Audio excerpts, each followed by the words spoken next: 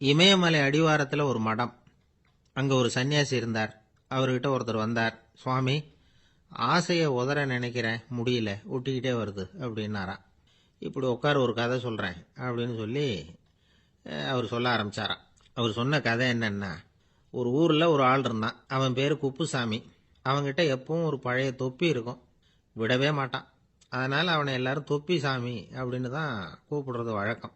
ஒரு புது தொப்பி வாங்கிக்கப்படாதாப்பா அப்படின்னு நண்பர்கள்லாம் சொல்லி பார்த்தாங்க. பணத்துக்கு எங்கே போவேன் அப்படின்னு விட்டானான்.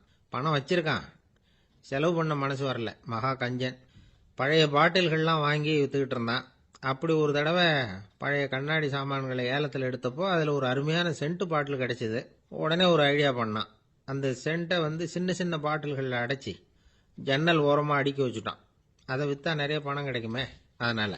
இதுக்கு இடையில் ஒரு நாள் அவன் அப்படியே உட்காந்துருந்தான். அந்த நேரம் நண்பன் வந்தான். ஏண்டா, உன் பழைய தொப்பியை மாற்றப்படாதா, ஊரில் எல்லாரும் கேலி பேசுகிறாங்களே உன்னை தொப்பி சாமின்னு அப்படின்னு சொல்லி கேட்டிருக்கான். இந்த சென்ட்டு பாட்டில் விற்றதும் பணம் வரும், அதுக்கப்புறம் பார்க்கலாம் அப்படின்னு நானா இவன். சரி வா, நீச்சல் குளத்துக்கு போயிட்டு வருவோம் அப்படின்னு கூப்பிட்ருக்கான் நண்பன். 2 பேரும் போனாங்க. அதே நேரம் அந்த ஊர் நீதிபதியும் அங்கே குளிக்க வந்தாராம். அவர்கிட்ட இருந்தது விலை வசந்த ஒரு புது தொப்பி. அதை அங்கே இருந்த ஸ்டாண்டில் மாட்டிவிட்டு குளிக்க போனார். இதுக்கிடையில் குப்புசாமி குளிச்சுட்டு வந்தான். அவனுடைய பழைய தொப்பியை காணலை. அந்த புது தொப்பியை பார்த்தா இது நண்பனுடைய வேலை தான் அப்படிங்கிறதாக புரிஞ்சுக்கிட்டு அதை எடுத்து மாட்டிட்டு வந்துட்டான். நீதிபதி குளிச்சுட்டு வந்து பார்க்குறாரு, தொப்பியை காணும். போலீஸில் புகார் கொடுத்தார். அவங்க தேடினாங்க. ஒரு மூலையில் பழைய தொப்பி கிடச்சிது. அடடா, இது நம்ம குப்புசாமியோட தொப்பி இல்லையா அப்படின்னு நானா ஒருத்தன். உடனே அவன் வீட்டுக்கு தேடிட்டு போயிருக்காங்க. அங்கே போய் பார்த்தா புது தொப்பி அங்கே இருக்குது. உடனே அவனுக்கு 1000 ரூபாய் அபராதம் போட்டாங்களாம். அவன் பணத்தை கட்டிவிட்டு ரொம்ப எரிச்சலோடு வீட்டுக்கு வந்தான். பழைய தொப்பி கண்ணில் பட்டது. மறுபடியும், உன்னால தானே எனக்கு 1000 ரூபா நஷ்டம் அப்படின்னு சொல்லி அதை எடுத்துக்கிட்டு அப்படி போயிருக்கான். அந்த ஊர் குளத்தில் வீசி எரிஞ்சிட்டு வந்துட்டான். அது மீன் பிடிக்கிற ஒருத்தன் கையில் சிக்கிச்சு. அவன் வர்ற வழியில் அதை எடுத்து வேகமாக வீசி எறிஞ்சான். அது நேராக குப்புசாமி வீட்டு ஜன்னல் வழியாக உள்ளே இந்த சென்ட்டு பாட்டில்கள் மேலே விழுந்து எல்லாம் உடஞ்சி நொறுங்கி போச்சு. குப்புசாமி பார்த்தான். தோட்டத்தில் ஆழமாக ஒரு குழியை வெட்டினான். அந்த தொப்பியை போட்டான், மூடிவிட்டான். இதை அடுத்த வீட்டுக்காரன் பார்த்தான். ஏதோ புதையல் தான் வச்சிருக்கான் போல இருக்குன்னு நினச்சான். போலீஸில் போய் புகார் கொடுத்துட்டான். மறுபடியும் போலீஸ் குழியை தோண்டினாங்க. பழைய தொப்பி மறுபடியும் வெளியில் வந்தது. எல்லாரும் சிரிக்கிறாங்க. அன்னைக்கு ராத்திரியே அந்த தொப்பியை எடுத்துக்கிட்டு நேராக புறப்பட்டான். ஒரு கல்லில் அதை சேர்த்து கட்டி குடிநீர் தொட்டி இருக்கும்ல, அதில் போட்டுட்டு வந்துட்டான். இனிமேல் என்ன பண்ணும் பார்ப்போன்னு. ஒரு நாள் திடீர்னு குழாயெல்லாம் அடைப்பட்டு போச்சு. மாநகராட்சி அலுவலர்கள் என்னன்னு பார்த்தா அந்த பழைய தொப்பி குழாயை அடைச்சிக்கிட்டு இருக்குது. இது குப்புசாமியோட தொப்பிங்கிறது தான் எல்லாருக்கும் தெரியுமே. உடனே குடிநீரை பாழாக்கணத்துக்காக குப்புசாமிக்கு கோர்ட்டு 2500 ரூபாய் அபராதம் போட்டுவிட்டுது. அதையும் கட்டிவிட்டு வெளில வந்தான். கடைசியாக முடிவு பண்ணான். ஒரு நெருப்பு குச்சியை கிழிச்சான். தொப்பியை கொளுத்தினான். எரிஞ்சுது. எடுத்து வெளில எரிஞ்சான். கொஞ்ச நேரத்தில் தீ அணைப்பு படம் வந்துட்டுது. ஆமாம், இவன் எடுத்து எரிஞ்சது வெளியில் விழுந்து வீட்டு கூரையே பற்றிக்கிட்டு எரிய ஆரம்பிச்சுட்டுது. அவனோட பணத்தாசையும் அதோட சேர்ந்து எரிஞ்சு போச்சான். இப்படி ஒரு கதை. இந்த கதையை சொல்லி முடிச்சார் அந்த இமயமலை அடிவாரத்தில் இருந்த சன்னியாசி. இப்போ அந்த குப்புசாமி எங்கே இருக்கிறான்னு கேட்டார் எதிரில் இருந்தவர். இதோ உன் எதிரிலே இருக்கிறான், நான் தான் அந்த குப்புசாமி அப்படின்னாரான் அந்த சன்னியாசி. அந்த குப்புசாமி கிட்ட இருந்தது மாதிரி ஒரு பழைய தொப்பி நம்ம ஒவ்வொருத்தர்கிட்டையும் உண்டு. அதை எப்படி தொலைக்கிறதுன்னு தெரியாமல் தடுமாறிக்கிட்டு இருக்கிறோம். அது என்ன தொப்பிங்கிறீங்களா? அதுதான் நம்மை சூழ்ந்திருக்கிற மாயை அப்படிங்கிறார் சுவாமி சின்மயானந்தர்.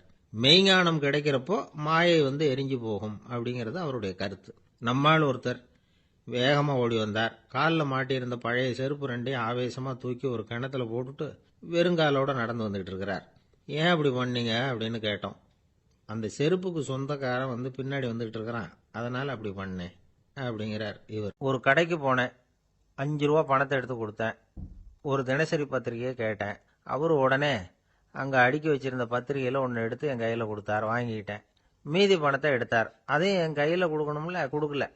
எதிரில் இருந்த பலகையில் வச்சு எடுத்துக்க சொன்னார். எப்பவும் அவர் அப்படி தான் பண்ணுவார். நானும் எடுத்துக்கிட்டு வந்துடுவேன். இவர் ஏன் இப்படி பண்ணுறாருங்கிறது எனக்கு ரொம்ப நாளாக ஒரு சந்தேகம். ஒரு நாள் அவர்கிட்டயே இதை கேட்டுவிட்டேன். ஏங்க, நீங்கள் உங்கள் கடைக்கு பொருள்கள் வாங்குறவங்களுக்கு நீங்கள் பாக்கி சில்லறையை கொடுக்குறப்போ பலகையில் வச்சு விட்றீங்க, கையில் கொடுக்க மாட்டேங்கிறீங்களே, ஏன் அப்படின்னு கேட்டேன். காசை கையில் கொடுத்தா நம்மக்கிட்ட இருக்கிற லட்சுமி போயிடுவா சார் அப்படின்னார். அதாவது பணம் செலவாயிடும் அப்படின்னு அர்த்தமா. இன்னொரு நண்பர் அவர் ஒரு நாள் வழக்கத்துக்கு மாறா ரொம்ப சோகமா உட்காந்துருக்கிறார். ஏங்க என்னாச்சு, ஏன் இப்படி கப்பலே கவிழ்ந்தது மாதிரி உட்காந்துருக்கிறீங்க அப்படின்னு கேட்டேன். கப்பலே கவிழ்ந்திருந்தா கூட நான் இப்படி கவலைப்பட மாட்டேன் சார், வேற ஒன்று நடந்து போச்சுன்னார். என்னன்னு கேட்டேன். என் உச்சந்தலையில் பள்ளி ஒன்று விழுந்துட்டுதுன்னார். அதுக்காகவா இப்படி அப்படின்னு ஆச்சரியப்பட்டேன். ஆமாங்க, பள்ளி உச்சந்தலையில் விழுந்தா பலன் என்னன்னு பஞ்சாங்கத்தில் பார்த்தேன், மரணம்னு போட்டிருக்கு அப்படின்னு சொல்லிவிட்டு அவர் தொடர்ந்து கவலைப்பட ஆரம்பிச்சிட்டார். இப்படியும் ஒருத்தர், என் கூட வேலை பார்க்குற ஒருத்தர் எப்படி தெரியுமா, தினமும் வலது காலை வச்சு தான் ஆஃபீஸுக்கு உள்ள நுழைவார். என்னைக்காவது தவறுதலாக இடது காலை வச்சு உள்ளே வந்துட்டார்னா அன்னைக்கு பூரா மனசு சங்கடப்படுவார், எந்த வேலையும் சரியாக ஓடாது. கேரம் போர்டு ஆடுற ஒருத்தர் எப்போ ஆட உட்காந்தாலும் ஸ்ட்ரைக்கரை கை தவறி கீழே விழற மாதிரி பண்ணி அதுக்கப்புறம் அதை எடுத்துக்கிட்டு ஆட உட்காருவார். ஏன்னா எப்போ ஒரு தடவை நிஜமாவே அது கை தவறி கீழே விழுந்திருக்குது, அன்னைக்கு பிரமாதமாக ஜெயிச்சுட்டார். உடனே ஒரு முடிவுக்கு வந்துட்டார், கை தவறுனா லாபம் அப்படின்னு. அதுக்கப்புறம் அதையே பழக்கமாக்கிக்கிட்டார். பூனை குறுக்க போனால் சகனம் சரியில்லைன்னு நினைக்கிறவங்க உண்டு. ஆனால் ஒருத்தர் எப்படி தெரியுமா, அவர் வெளியில் கிளம்புற சமயம் பக்கத்து வீட்டு ரேடியோவில் மியாவ் மியாவ் பூனை குட்டின்னு பாட்டு சத்தம் கேட்டால் கூட போதும், சகனம் சரியில்லைன்னு பிரயாணத்தை கேன்சல் பண்ணிவிடுவார். இப்போ இவ்வளவும் எதுக்கு சொல்கிறோம்னா, அளவுக்கு மீறின சகுன நம்பிக்கைகள் இருக்கு பாருங்க, இதோட பயமும் சேர்ந்துக்கிட்டதுன்னு வச்சுக்கோங்க, இது ஒருத்தருடைய மனநிலையை பாதிச்சிடும். இது உளவியல் நிபுணர்கள் சொல்கிற கருத்து. வாழ்க்கையே தடுமாற வச்சிரும். பாதுகாப்பு இல்லாத உணர்வு, ஒரு விதமான டிப்ரெஷன் மனநிலை, இதெல்லாம் தான் இதுக்கு காரணமாக அமையலாம். சில பேர் காய்கறி நறுக்க கத்திய கையில் எடுத்தால் கூட நேரம் சரியாக இருக்கா அப்படின்னு பார்த்துட்டு தான் வேலையை ஆரம்பிக்கிறது வழக்கம். அறிவு தான் மனசுக்கு வாத்தியாராக இருக்கணும், அப்போ தான் வாழ்க்கை நிம்மதியாக இருக்கும். அறிவு மனசு சொல்கிறபடியெல்லாம் கேட்க ஆரம்பிச்சுட்டுதுன்னா இடைஞ்சல் தான். ஒருத்தருக்கு 7ஆம் நம்பர் தான் ராசியான நம்பரான், 7ஆம் தேதி தான் எந்த காரியத்தையும் ஆரம்பிப்பாராம். 7 எழுத்து வர்றது மாதிரி பேரை மாற்றி வச்சுக்கிட்டார். 7 மணிக்கு தான் தினமும் எழுந்திருப்பார். 7ஆம் நம்பர் வீட்டில் தான் குடியிருக்கார். கல்யாணம் கூட 7ஆம் தேதி தான் பண்ணிக்கிட்டார். அவர் ஒரு நாள் குதிரை பந்தயத்துக்கு போனாராம். குதிரையோட பேரையெல்லாம் பார்த்தார். ஒரு குதிரையோட பேர் 7 எழுத்தில் அமைஞ்சிருந்தது. 7 தானே இவருக்கு அதிர்ஷ்ட நம்பர், அதனால் உடனே அது பேரில் பணத்தை கட்டினார். பந்தயம் நடந்தது. என்ன சார் ஆச்சுன்னு கேட்டாங்க. நான் பணம் கட்டின அந்த என்னோட குதிரை 7ஆவதாக சேர்ந்தது சார் அப்படின்னாராம் சோகமாக. ஒரு ஊரில் ஒரு இளைஞன் இருந்தான். ஒரு நாள் அவன் ஒரு குருவை தேடிக்கிட்டு புறப்பட்டான். ஊரை விட்டு வெளியில் போனான். போகிற வழியில் ஒரு காடு. அந்த காட்டில் ஒரு மரத்தடியில் ஒரு பெரியவர் உட்காந்துருக்கிறார். அமைதியாக மௌனமாக அவர் அமர்ந்திருக்கிறார்.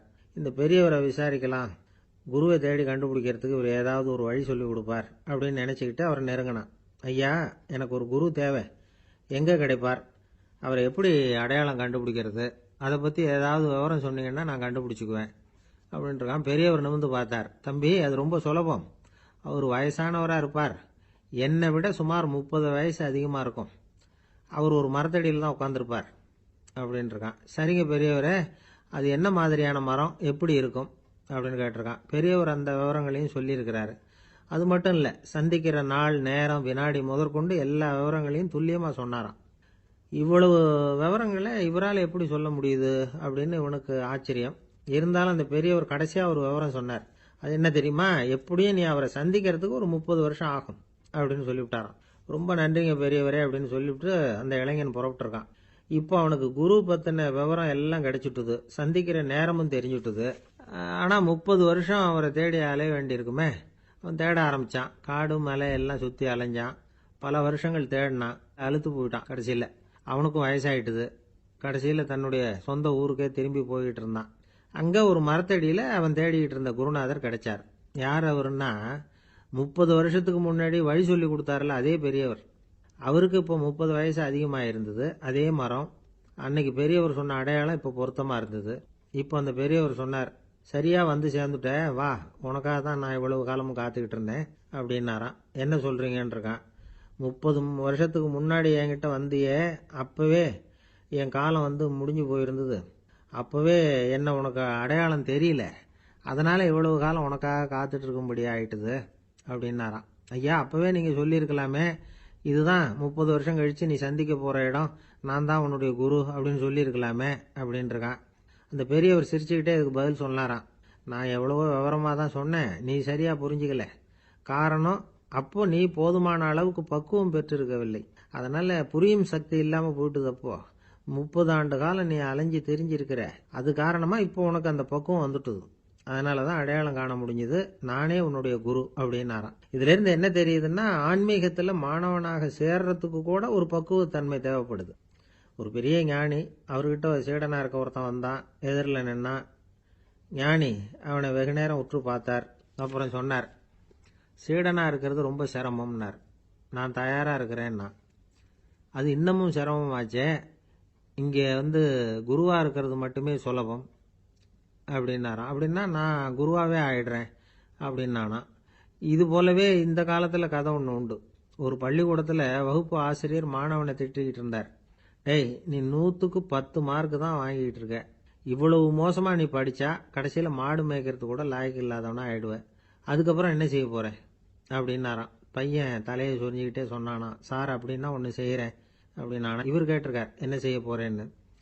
வேற என்ன சார், உங்களை மாதிரி ஒரு ஆசிரியர் ஆயிடுறேன் அப்படின்னானா. காசியில் இருக்கிற கடவுள் காசி விஸ்வநாதர், அங்க இருக்கிற தேவி காசி விசாலாட்சி. இவங்க 2 பேரும் ஒரு நாள் பேசிக்கிட்டு இருந்தப்போ கடவுள் சொன்னார், இந்த மனிதர்களை நாம ரொம்பவும் நம்பிக்கையோட தான் படைச்சிருக்கிறோம். இருந்தாலும் அவங்களுக்கு தான் நம்பிக்கை இல்லை.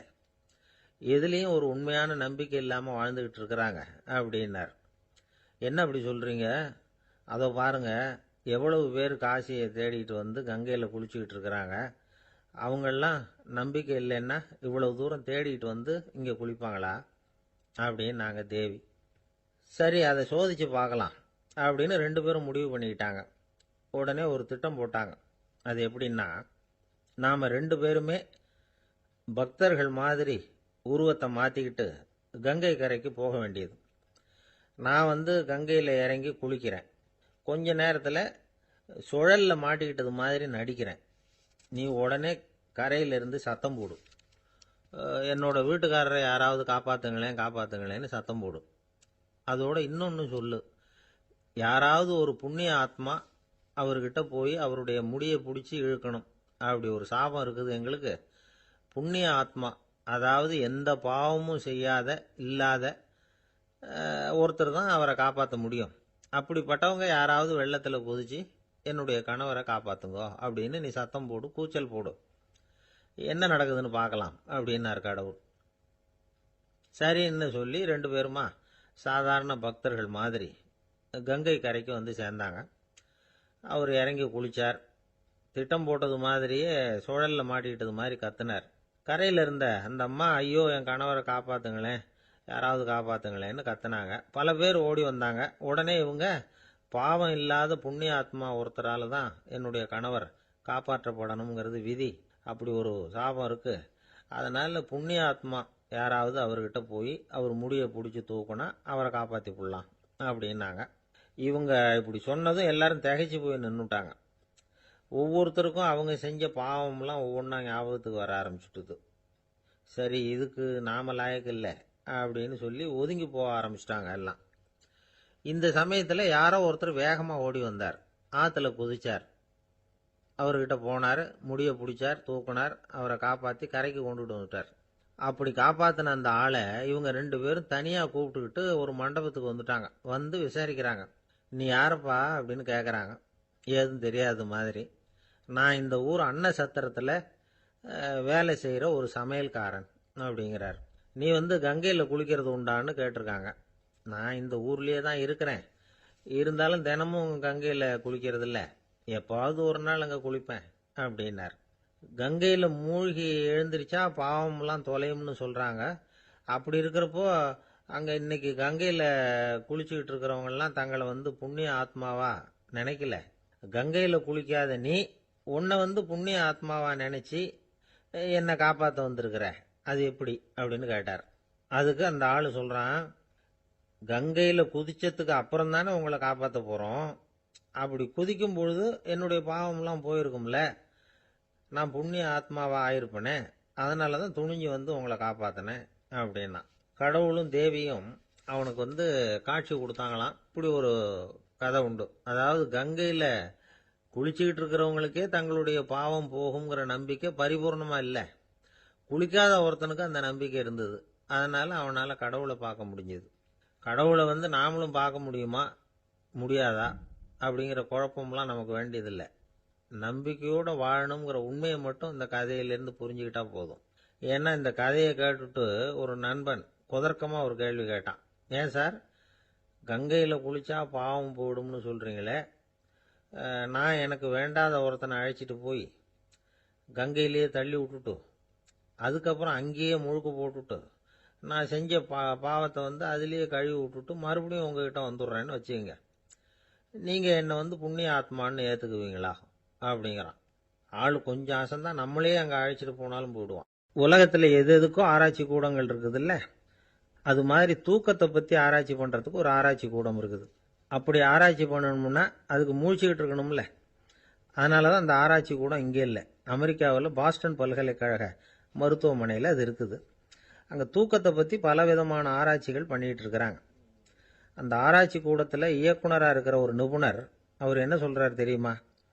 உங்களுக்கு தூக்கம் வரலையா, நீங்கள் நல்லா தூங்குறதுக்கு தாராளமாக சில யோசனைகளை என்னால் சொல்ல முடியும் அப்படிங்கிறார்.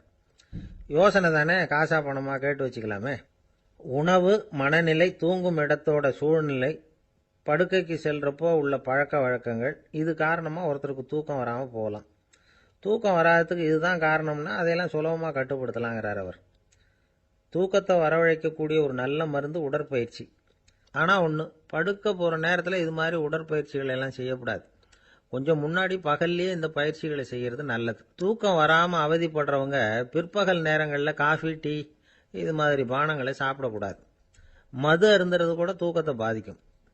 வெது வெதுப்பான நீரில் குளிக்கிறது, தியானத்தில் ஈடுபடுறது, ஓய்வாக இருக்கிறது, படுக்கிறது, அதாவது படுக்கிறதுக்கு முன்னாடி ஒரு குவளை பால் சாப்பிட்றது, இதெல்லாம் தூக்கத்தை வரவழைக்கிறது ரொம்ப உதவியாக இருக்கும்.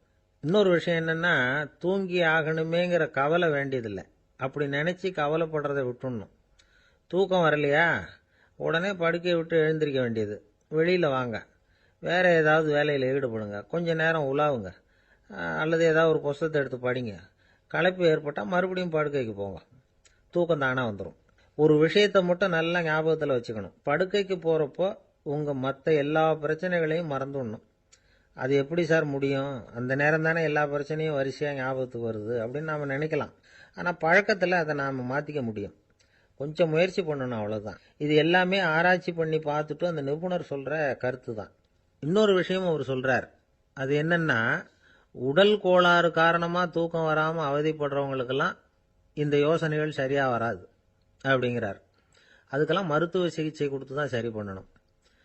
சில பேருக்கு நடு ராத்திரியில் மூச்சு திணறல் ஏற்பட்டு தூக்கம் வராமல் போயிடும். ஊரெல்லாம் தூங்குறப்போ தான் மட்டும் தூங்காமல் மூழ்கிட்டு இருக்கிறது, ஊரெல்லாம் மூழ்கிட்டு இருக்கிறப்போ தான் மட்டும் தூங்குறது, இது மாதிரி கோளாறுகளால் சில பேர் பாதிக்கப்படலாம். காலு தசை முறுக்கிக்கிறதுனால சில பேருக்கு அடிக்கடி இழிப்பு வரலாம். மன அழற்சி காரணமாக சில பேருக்கு தூக்கம் வராது. இது மாதிரி கோளாறுகளுக்கெல்லாம் அதுக்கு தகுந்த மாதிரி சிகிச்சை கொடுத்து தான் சரி பண்ண வேண்டியிருக்கும். எந்த கோளாறும் இல்லாமல் தூக்கம் வரலைன்னா ஆரம்பத்தில் சொன்ன முறைகளை கடைப்பிடிச்சு பார்க்கலாம். தூக்கம் வந்ததுன்னா யோசனை சொன்ன அந்த நிபுணருக்கு நன்றி சொல்லலாம். ஒருத்தர், ஏன் சார் பஸ்ஸில் தூங்குறது கெட்ட பழக்கமானு கேட்டார். இல்லையே, நான் கூட பஸ்ஸில் போகிறப்ப தூங்கிட்டு தானே போவேன் அப்படின்னார் இன்னொருத்தர். அப்புறம் ஏன் என்ன டிரைவர் வேலை வேணாம்னு வீட்டுக்கு அனுப்பி வச்சுட்டாங்க அப்படின்னாராம் அவர். ஜவஹர்லால் நேரு பிரதமராக இருந்த சமயம் அவர் ஒரு தடவை சென்னைக்கு வந்திருக்கிறார். இங்கே சில முக்கிய நிகழ்ச்சிகளில் கலந்துக்கிறதுக்காக வந்திருந்தார். ஆளுநர் மாளிகையில் ஒரு நாள் ராத்திரி தங்கி மறுநாள் புதுடெல்லி புறப்படுறதாக ஏற்பாடு. நிகழ்ச்சியிலெல்லாம் முடிச்சுக்கிட்டு ஆளுநர் மாளிகையில் தங்கி இருக்கிறார். அன்றைக்கு இரவு படிக்கிறதுக்கு ஒரு முக்கியமான புத்தகம் அவருக்கு தேவைப்பட்டது. அந்த சமயத்தில் உலக அளவில் ஒரு முக்கியமான பொருளாதாரம் சம்பந்தமான ஒரு புத்தகம் வெளியாகி இருக்கிற விஷயம் அவருக்கு தெரியும். அந்த புத்தகம் மெட்ராஸுக்கு வந்திருக்குமா, அது இங்கே கிடைக்குமா அப்படின்னு விசாரிச்சிருக்கிறார் நேருஜி. அவர் இப்படி கேட்ட உடனே அங்கே இருந்தவங்கெல்லாம் ரொம்ப பரபரப்பாக செயல்பட ஆரம்பிச்சுட்டாங்க. முக்கியமான இடங்கள்ல எல்லாம் விசாரிச்சிருக்கிறாங்க, அந்த புத்தகம் உங்ககிட்ட இருக்கான்னு.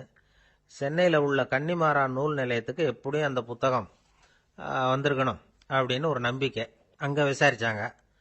அந்த புத்தகம் 2 நாளைக்கு முன்னாடி தான் அங்கே வந்திருக்குது அப்படிங்கிற விஷயம் தெரிஞ்சுது. உடனே எல்லாரும் அங்கே ஓடினாங்க. அவங்களுக்கு இன்னொரு சந்தேகம், புத்தகம் வந்திருக்கு சரி, அது இந்த சமயத்தில் வேற யாரும் படிக்கிறதுக்கு எடுத்துகிட்டு போயிருக்கக்கூடாதே அப்படிங்கிற சந்தேகம். இருந்தாலும் மனசுக்குள்ள ஒரு தைரியம், இப்படி ஒரு புத்தகம் வெளிவந்திருக்கிற விஷயமே நேருஜி சொல்லி தான் நமக்கே தெரியும். அதுவும் இல்லாமல் உலக பொருளாதாரம் சம்பந்தமான ஏதோ ஒரு புத்தகம் அது. அதை போய் இந்த நேரத்தில் அவ்வளவு ஆர்வமாக யார் எடுத்துகிட்டு போயிட போகிறாங்க அப்படிங்கிற தைரியம். இந்த தைரியத்தோடு அந்த நூல் நிலையத்துக்கு ஓடினாங்க. புத்தகத்தை தேடுனா அது கிடைக்கல. யாரோ எடுத்துகிட்டு போயிருக்கிறாங்க. நேருவுக்கு மட்டுமே தெரிஞ்சிருந்த அந்த புத்தகம் பற்றின விஷயம் சென்னையில் வேற ஒருத்தருக்கும் தெரிஞ்சிருக்குது. உடனே எல்லாரும் பரபரப்பா அந்த அதுக்குன்னு இருக்கிற ரிஜிஸ்டர் இருக்குல்ல, பதிவேடு, அதை புரட்டி பார்க்குறாங்க யார் எடுத்துகிட்டு போகிறாங்கன்னு தெரிஞ்சுக்கிறதுக்காக. எடுத்துகிட்டு போனவங்க அதில் கையெழுத்து போட்டிருப்பாங்கல்ல, அதை பார்த்து யாருன்னு தெரிஞ்சுக்கலாம் அப்படிங்கிறதுக்காக தான் அதை புரட்டுறாங்க. அதோ அந்த புத்தகத்தோட பேர் பக்கத்தில் அதை எடுத்துக்கிட்டு போனவங்க கையெழுத்து. உத்து பார்க்குறாங்க எல்லாரும். அதில் போட்டிருக்குது பேர் CN அண்ணாதுரை அப்படின்னு எழுதியிருந்தது. அவர் தான் பேரறிஞர் அண்ணா. நேரு படிக்க விரும்பின ஒரு புத்தகத்தை அதே நேரம் படிக்க விரும்பின இன்னொரு தலைவர் இவர். படிக்கிறதுல அவருக்கு இருந்த ஆர்வத்தை நாம் தெரிஞ்சுக்கணும்னா அதுக்கு எவ்வளவோ சம்பவங்கள் இருக்குது. கடைசி காலத்தில் அவர் அடையாறு மருத்துவமனையில் படுத்திருக்கிறார். அவருக்கு ஒரு முக்கியமான அறுவை சிகிச்சை செய்ய வேண்டியிருக்குது அவசரமாக. அமெரிக்காவிலேருந்து டாக்டர் மில்லர் வந்திருக்கிறார். அவர்கிட்ட கேட்குறார், டாக்டர் நாளைக்கே அறுவை சிகிச்சை செய்ய போகிறீங்களா அப்படின்னு. ஆமாங்கிறார் டாக்டர் மில்லர். நாளைக்கு மறுநாள் செஞ்சுக்கிறேனே அப்படின்னாரான் அண்ணா. ஏன் ஏதாவது நாள் பார்க்குறீங்களான்னு கேட்டிருக்கார். இல்லை, ஒரு புத்தகத்தை படிச்சுக்கிட்டு இருக்கிறேன், அதை நாளைக்குள்ளே முடிச்சிருவேன், அதுக்கப்புறம் நான் இறந்தாலும் கவலை இல்லை அப்படின்னாரான் இவர். அவர் தான் அறிஞர் அண்ணா. சங்ககால நூல்கள்லேருந்து சமீபத்தில் வந்த நூல்கள் வரைக்கும் எல்லாம் அவர் படிச்சிருக்கிறார். ஒரு திருமண விழாவில் அவர் பேசும்பொழுது சொன்ன விஷயம் இது. சங்க காலத்தில் காதலியை மணக்க விரும்புகிறவனுக்கு அவனுடைய தந்தை வீர சோதனைகள்லாம் வைப்பார். போய் புலிப்பல் கொண்டுகிட்டு வா, அப்போதான் என் பொண்ணை கொடுப்பேன் அப்படின்னு சொல்லுவார். காதலன் உடனே காட்டுக்கு போவான், ஒரு புலியை கொன்று அதனுடைய பல்லை கொண்டுகிட்டு வருவான். அதை வீர பதக்கத்தில் பதிச்சு அவனுக்கு மாமனார் சூட்டுவார் கல்யாண சமயத்தில். இப்போலாம் காதலன் கிட்ட அப்படி சொல்ல முடியாது. இப்போலாம் காதலன் கிட்ட காட்டுக்கு போய் புலிப்பல் கொண்டுகிட்டு வான்னு யாராவது சொன்னால் புலி தான் மாப்பிள்ளையாக வந்து சேரும் அப்படின்னார். வாழ்க்கையில் சில சந்தர்ப்பங்களில் நாம் சில அவமானங்களை சந்திச்சே தீர வேண்டியிருக்கு. என்ன பண்ணுறது, காலம் அப்படி. அவமானப்படுறவங்க உடனே அடங்கி போயிடுறது தான் உலக வழக்கம். அவமானப்பட்டால் உடனே சீறி எழறவங்களும் உண்டு. ஆனால் அதையே ஒரு சவாலாக எடுத்துக்கிட்டு முன்னுக்கு வர்றவங்களும் சில பேர் இருக்கிறாங்க. அவங்க ரொம்ப அபூர்வம். இன்றைக்கி மனோதத்துவ நிபுணர்கள்லாம் என்ன சொல்கிறாங்க தெரியுமா? அவமானப்பட்டுட்டா உடனே அடங்கி போயிடக்கூடாதான். அதையே ஒரு சவாலாக எடுத்துக்கிட்டு மனசில் ஒரு வைராக்கியத்தோட முயற்சி பண்ணினா வாழ்க்கையில் எல்லாரும் முன்னேறலாமா. அவமானம்ங்கிறத நாம் வைராக்கியமாக மாற்றிக்கணும். அதுதான் வெற்றிக்கு வழி. ராமர் இந்த பூமியில் பிறந்ததே ஒரு வைராக்கியத்தினால தான் சார் அப்படின்னார் ஒருத்தர். எப்படிங்க அது அப்படின்னு கேட்டேன். அவர் சொன்னார், தசரதருக்கு ராமர் குழந்தையா பிறக்கணும், அப்போ தான் இங்கே இருக்கிற கஷ்டங்கள்லாம் நீங்கும் அப்படின்னு சர்வ லோகமும் எதிர்பார்த்துக்கிட்டு இருக்குது. ஆனால் அவர் எப்போ பிறப்பார் அப்படின்னு யாருக்கும் தெரியல. அந்த காரியம் சீக்கிரம் நடக்கணுமே, அதுக்கு என்ன பண்ணுறது? நாரதர் வந்தார் ஒரு நாள் தசரதரை தேடி. தசரதா, உனக்கு ஒரு செய்தி தெரியுமான்னு ஆரம்பித்தார். அவர் எப்பவும் இப்படித்தானே ஆரம்பிக்கிறது வழக்கம். என்ன விஷயம்னு கேட்டார் தசரதர். தசரதா, நீ அடிக்கடி உன்னோட தேரில் ஏறிக்கிட்டு தேவலோகத்துக்கு போகிற, அங்கே போகிற வர்ற எல்லாம் பண்ணிகிட்டு இருக்க, எல்லாம் சரி. தேவலோகத்திலையும் உன்னை நல்லபடியாக தான் வரவேற்கிறாங்க. தேவேந்திரன் உன்னை பிரியமாக அழைச்சிட்டு போய் தன்னுடைய அரியாசனத்திலேயே தனக்கு பக்கத்திலேயே உட்கார வைக்கிறான். நீயும் சந்தோஷமாக உட்காந்து பேசிவிட்டு வந்துடுற. ஆனால் நீ இங்கே வந்ததுக்கு அப்புறம் அங்கே என்ன நடக்குது தெரியுமா உனக்கு அப்படின்னாரான் நாரதர். என்ன நடக்குது எனக்கு ஒன்றும் தெரியலையே அப்படின்னாரான் தசரதர். நாரதர்கிட்ட கிட்டத்தில் கேட்டிருக்கார், கொஞ்சம் சொல்லுங்கள் என்னது அப்படின்னு. அவர் நெருங்கி வந்தாரான் நாரதரும். மெதுவாக அவர் காதோட காதாக சொன்னாராம். அதாவது நம்ம பாஷையில் சொல்லப்போனால் பற்ற வைக்கிறார். நீ அங்கே தேவேந்திரங்கிட்ட உட்காந்து பேசிவிட்டு வந்த பிறகு நீ அங்கே உட்காந்துருந்த அரியாசனத்தை தண்ணி ஊற்றி கழுவி சுத்தப்படுத்துகிறாங்க. நீ என்ன அந்த அளவுக்கு சுத்தம் இல்லாத ஆளா, தினம் குளிக்காமையா இருக்கிற அப்படின்னாராம். தசரதருக்கு இது ரொம்ப அவமானமாக போயிட்டுது. அப்படியே செய்கிறாங்க அப்படின்னாராம். ஆமாம், நீ வேணும்னா நான் சொல்கிறது உண்மையா இல்லையா அப்படின்னு சோதனை பண்ணி பார்த்துக்கோ அப்படின்னாரான் நாரதர். உடனே தசரதர் இதுக்காகவே புறப்பட்டு தேவலோகம் போனார். அங்கே வழக்கம் போலவே இவரை கூப்பிட்டு உட்கார வச்சு பேசிக்கிட்டு இருந்தான் தேவேந்திரன். கொஞ்ச நேரம் பேசிக்கிட்டு இருந்துட்டு சரி நான் கிளம்புறேன்னு புறப்பட்டார். சரி, அவனும் வாசல் வரைக்கும் வந்து வழி அனுப்பி வச்சுட்டு உள்ளே போயிட்டான். தசரதர் வெளியில் கொஞ்ச நேரம் மறைஞ்சு இருந்துட்டு மெதுவாக உள்ளே எட்டி பார்த்தார் என்ன நடக்குதுன்னு. நாரதர் சொன்னது உண்மைதான். தசரதர் உட்கார்ந்திருந்த ஆசனத்தை அங்கே 2 தேவர்கள் கழுவி சுத்தப்படுத்திக்கிட்டு இருக்கிறாங்க. தசரதரால் இதை தாங்கிக்க முடியல. அவருக்கு ரொம்ப அவமானமாக போச்சு. நேராக கிடுகிடுன்னு தேவேந்திரங்கிட்டே போனார். நான் உட்கார்ந்திருந்த இருக்கையை சுத்தம் பண்ணுறியே, நான் என்ன அந்த அளவுக்கு பாவியா அப்படின்னு கேட்டார். ரொம்ப கோபமாக கேட்டார். தசரதரே, மனுஷனுக்கு 3 கடன்கள் உண்டு. தேவ கடன், ரிஷி கடன், பித்ரு கடன். இதை தீர்க்காதவன் பாவியாகிறான். இதில் மகனை பெறுவதால் தான் பித்ரு கடன் தீரும். உனக்கு மகன் கிடையாது, அதனால நீ பாவியாகிற. பாவி உட்கார்ந்திருந்த இடம்ங்கிறதுனால அதை சுத்தம் செய்ய வேண்டியது எங்கள் கடமை அப்படின்னு நானா தேவேந்திரன். இந்த இடத்துல தசரதருக்கு ஏற்பட்ட அவமானம் ஒரு வைராக்கியமாக மாறிச்சு. தேவேந்திரனே கேட்டுக்கோ, ஒரு மகனை பெற்ற பிறகுதான் இந்த சபையில் மறுபடியும் அடி எடுத்து வைப்பேன் அப்படின்னு சொல்லிவிட்டு போயிட்டாராம். போய் புத்திர காமேஷ்டி யாகம் பண்ணார். புத்திரர்கள் பிறந்தார்கள். இந்த கதையில் உள்ள கருத்து என்னன்னா, தேவேந்திரன் தசரதரை அப்படி அவமானப்படுத்தலைன்னா அவருக்கு இப்படி ஒரு வைராக்கியம் பிறந்திருக்குமா? யோசிச்சு பார்க்கணும். நமக்கு ஏற்படுகிற சில அவமானங்களையும் வைராக்கியமாக மாற்றிக்குவோம். அப்படி மாற்றிக்கிட்டோம்னா வாழ்க்கையில் வந்து முன்னேறலாம். நம்ம ஆளுங்க சில பேர் அவமானத்தை வந்து வைராக்கியமாக மாற்றிக்கிறது எப்படி தெரியுமா? நம்மகிட்ட ஒரு பையன் சொன்னான், எங்கள் அப்பா என்னை எல்லாருக்கும் முன்னாடி வச்சு திட்டிவிட்டார். பொறுப்பு இல்லாமல் ஊர் சுற்றுறேன்னு சொல்லி அவமானப்படுத்தி விட்டார். இனிமேல் நீ என் முகத்திலேயே முழிக்காதரா போடான்னு வேற சொல்லிவிட்டார். எனக்கு ரோஷம் வந்துட்டுது. அந்த அவமானத்தை வைராக்கியமாக மாற்றிக்கிட்டேன். அன்னையிலேருந்து அவர் முகத்திலேயே முழிக்கிறதில்ல அப்படின்னா. அப்படியான்னு கேட்டோம். ஆமாங்க, அவர் வீட்டில் இல்லாத நேரமாக பார்த்து உள்ள சமையல் கட்டுக்கு போய் சாப்பிட்டுட்டு நைஸாக வெளியில் வந்துடுவேன் அப்படிங்கிறான் அவன். ஒரு ஊரில் ஒரு ராஜா இருந்தார். அவர் ஒரு பூனை வளர்த்தார். ரொம்ப செல்லமாக அவர் அந்த பூனையை வளர்த்தார். அவர் என்ன பண்ணுவார் தெரியுமா? இரவு நேரத்தில் அந்த பூனையோட தலையில் ஒரு விளக்க வச்சுருவார். அந்த பூனை ரொம்ப ஜாக்கிரதையாக அந்த விளக்கு கீழே விழுந்துடாமல் பார்த்துக்கும். தலையை ஆட்டாமல் ரொம்ப நிதானமாக ராஜா பின்னாடி நடந்து போய்கிட்டே இருக்கும். அந்த விளக்கு வெளிச்சத்தில் எல்லா வேலைகளையும் செஞ்சிருவார். கையில் ஒரு விளக்கை தனியாக எடுத்துகிட்டு போக வேண்டிய அவசியமே இல்லை. விளக்கை தூக்கிட்டு போகிற வேலையை அந்த பூனை பார்த்துக்கும். அதனால் ராஜாவுக்கு அந்த பூனை மேலே ரொம்ப பிரியம். மந்திரிகளையெல்லாம் கூப்பிட்டு அவங்கக்கிட்ட சொல்லுவார், பார்த்தீங்களா இந்த பூனை எவ்வளவு விசுவாசமாக நடக்குது, என் பேரில் எவ்வளவு மரியாதை பார்த்தீங்களா அதுக்கு அப்படிம்பார். இதை கேட்டுவிட்டு அங்கிருந்த அமைச்சர்களில் ஒருத்தர் சொன்னார், மன்னா நீங்கள் சொல்கிறது சரிதான், இருந்தாலும் இந்த பூனையோட விசுவாசத்தை நாம் கொஞ்சம் சோதித்து பார்க்க வேண்டியிருக்கு அப்படின்னாராம். சரி, உங்கள் ஆசையை ஏன் கெடுக்கணும், நல்லா சோதிச்சு பாருங்க அப்படின்னு சொல்லிவிட்டார் ராஜா. உடனே அந்த அமைச்சர் என்ன பண்ணார் தெரியுமா? எங்கேயோ புறப்பட்டு போனார். ஒரு 5-6 எலிகளை பிடிச்சிக்கிட்டு வந்தார். அரண்மனையில் ராஜா ஏதோ வேலை பார்த்துக்கிட்டு இருக்கிறாரு. பக்கத்தில் அந்த பூனை ரொம்ப பணிவாக நின்றுக்கிட்டு இருக்குது. அது தலையில் விளக்கு எரிஞ்சிக்கிட்டு இருக்கு. அமைச்சர் தான் பிடிச்சிக்கிட்டு வந்த எலிகளை அந்த பூனை பார்வையில் படுறது மாதிரி எதிரில் விட்டார். அந்த எலிகள்லாம் அங்கேயும் இங்கேயும் ஓட ஆரம்பிச்சுது. அதை பார்த்தது பூனை, அவ்வளவுதான். தலையில் இருக்கிற விளக்கை பற்றியும் கவலைப்படலை, ராஜாவை பற்றியும் கவலைப்படல. ஒரே பாய்ச்சலாக பாஞ்சு எலிகளை துரத்த ஆரம்பிச்சுட்டுது. தலையில் இருந்த விளக்கு எங்கேயோ போய் விழுந்தது, அணைஞ்சு போச்சு. இருட்டில் ராஜா தடுமாற ஆரம்பிச்சுட்டார். இந்த சமயத்தில் அந்த அமைச்சர் மறுபடியும் விளக்கை ஏற்றினார். வெளிச்சம் வந்தது. அதுக்கப்புறம் அந்த அமைச்சர் பேசினார், அரசே, பூனையோட விசுவாசத்தை பார்த்தீங்களா? எலி அது கண்ணில் படுற வரைக்கும் தான் விசுவாசமாக இருந்தது. அது மாதிரி எலியை பார்த்ததும் எல்லாத்தையும் விட்டுட்டு அதை துரத்த ஆரம்பிச்சுட்டு பார்த்தீங்களா? தான் அந்த பூனையை பற்றி நினைச்சது தப்புங்கிறது அதுக்கப்புறம் தான் அந்த ராஜாவுக்கு புரிஞ்சுதான். சரி, இப்போ எதுக்கு இந்த கதையெல்லாம் அப்படிங்கிறீங்களா? இந்த பூனை மாதிரி தான் நம்ம மனசும். மனசை எவ்வளவுதான் பயிற்சி கொடுத்து பக்குவமாக வச்சிருந்தாலும் பார்க்கறதுக்கு பரமசாது மாதிரி தான் இருக்கும். பார்க்க வேண்டியதை பார்த்துட்டுதுன்னா பாஞ்சிரும். இந்த பூனை மாதிரி புலன் இன்ப பொருள்கள் கிட்டாத வரைக்கும் மனம் அடங்கி இருக்கிறது மாதிரி தான் தெரியும். கொஞ்சம் வாய்ப்பு கிடைச்சாலும் அது குதிக்க ஆரம்பிச்சிரும், தப்பு பண்ண ஆரம்பிச்சிரும். பெரிய பெரிய முனிவர்கள் வாழ்க்கையில் நடந்த வீழ்ச்சி இதை தான் நிரூபிக்குது.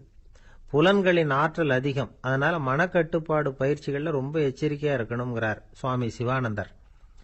மது பழக்கத்தையே விட்டுட்டேன்னு உறுதியா இருப்பான். கடை கண்ணில் பட்டுட்டுதுன்னா கால் அவனை கேட்காமலே இழுத்துக்கிட்டு உள்ள போயிடும். இதுதான் மனசுங்கிறது. அதுதான் அந்த ராஜா வளர்த்த பூனை. நம்மால் ஒருத்தன் அந்த ராஜா பூனை தலையில விளக்க வச்சது மாதிரி இவன் தன்னுடைய தலையிலேயே ஒரு விளக்க ஏற்றி வச்சுக்கிட்டு என்னத்தையோ தேட ஆரம்பிச்சான். தேடிட்டு இருக்கிறான். தலையை ஆட்டாமல் நிதானமாக நடந்து ரொம்ப நேரமாக தேடிட்டு இருக்கிறான். அந்த சமயம் அங்கே வந்த ஒருத்தர், என்னத்தை தேடுறீங்கன்னு கேட்டார். அதுதான் மறந்து போச்சு அப்படின்னு இழுத்தான். சரி, கொஞ்சம் இப்படி உட்காருங்க, ஞாபகம் வந்ததும் தேட ஆரம்பிக்கலாம் அப்படின்னார் அவர். இவன் கொஞ்ச நேரம் உட்காந்து யோசிச்சான். அப்புறம் திடீர்னு எழுந்திரிச்சான். ஞாபகம் வந்துட்டுதுன்னா. என்னன்னு கேட்டார். எங்கள் வீட்டில் இருந்த விளக்க எங்கே வச்சேன்னு தெரியல, அதை தான் தேடிக்கிட்டு இருக்கிறேன், ஏற்றி வைக்கலாம்னு பார்க்குறேன் அப்படின்னா. ஒரு விவசாயி விதைக்கிறதுக்காக வயல்வெளி பக்கம் போகிறார். விதைகளை அள்ளி வீசினார். அப்போ என்ன ஆச்சுன்னா, சில விதைகள் பாதை ஓரத்தில் விழுந்தது. சில விதைகள் முள் செடிகள் மண்டி இருந்த புதருக்கு இடையில விழுந்தது. சில விதைகள் நல்ல நிலத்தில் விழுந்தது. பாதை ஓரத்தில் விழுந்த விதை என்ன ஆச்சுன்னா, அதெல்லாம் பறவைகள் கண்ணில் போட்டுவிட்டுது. உடனே உட்காந்து கொத்தி தின்னுட்டு போட்டுது. அதிகமாக மண் இல்லாத பாறை பகுதியில் விழுந்த விதையெல்லாம் லேசாக வேர் விட்டு முளைக்க ஆரம்பிச்சுது. அதுக்கப்புறம் வேர் கீழேயும் ஆழமாக போக முடியல, மேலேயும் சூரிய வெப்பம் அதிகம் தாங்க முடியல, எல்லாம் காஞ்சி கருகி போட்டுது. புதர் பகுதியில் சில விதைகள் விழுந்தது இல்லையா, முள் செடிகள் காடாக மண்டி போயிருந்தது.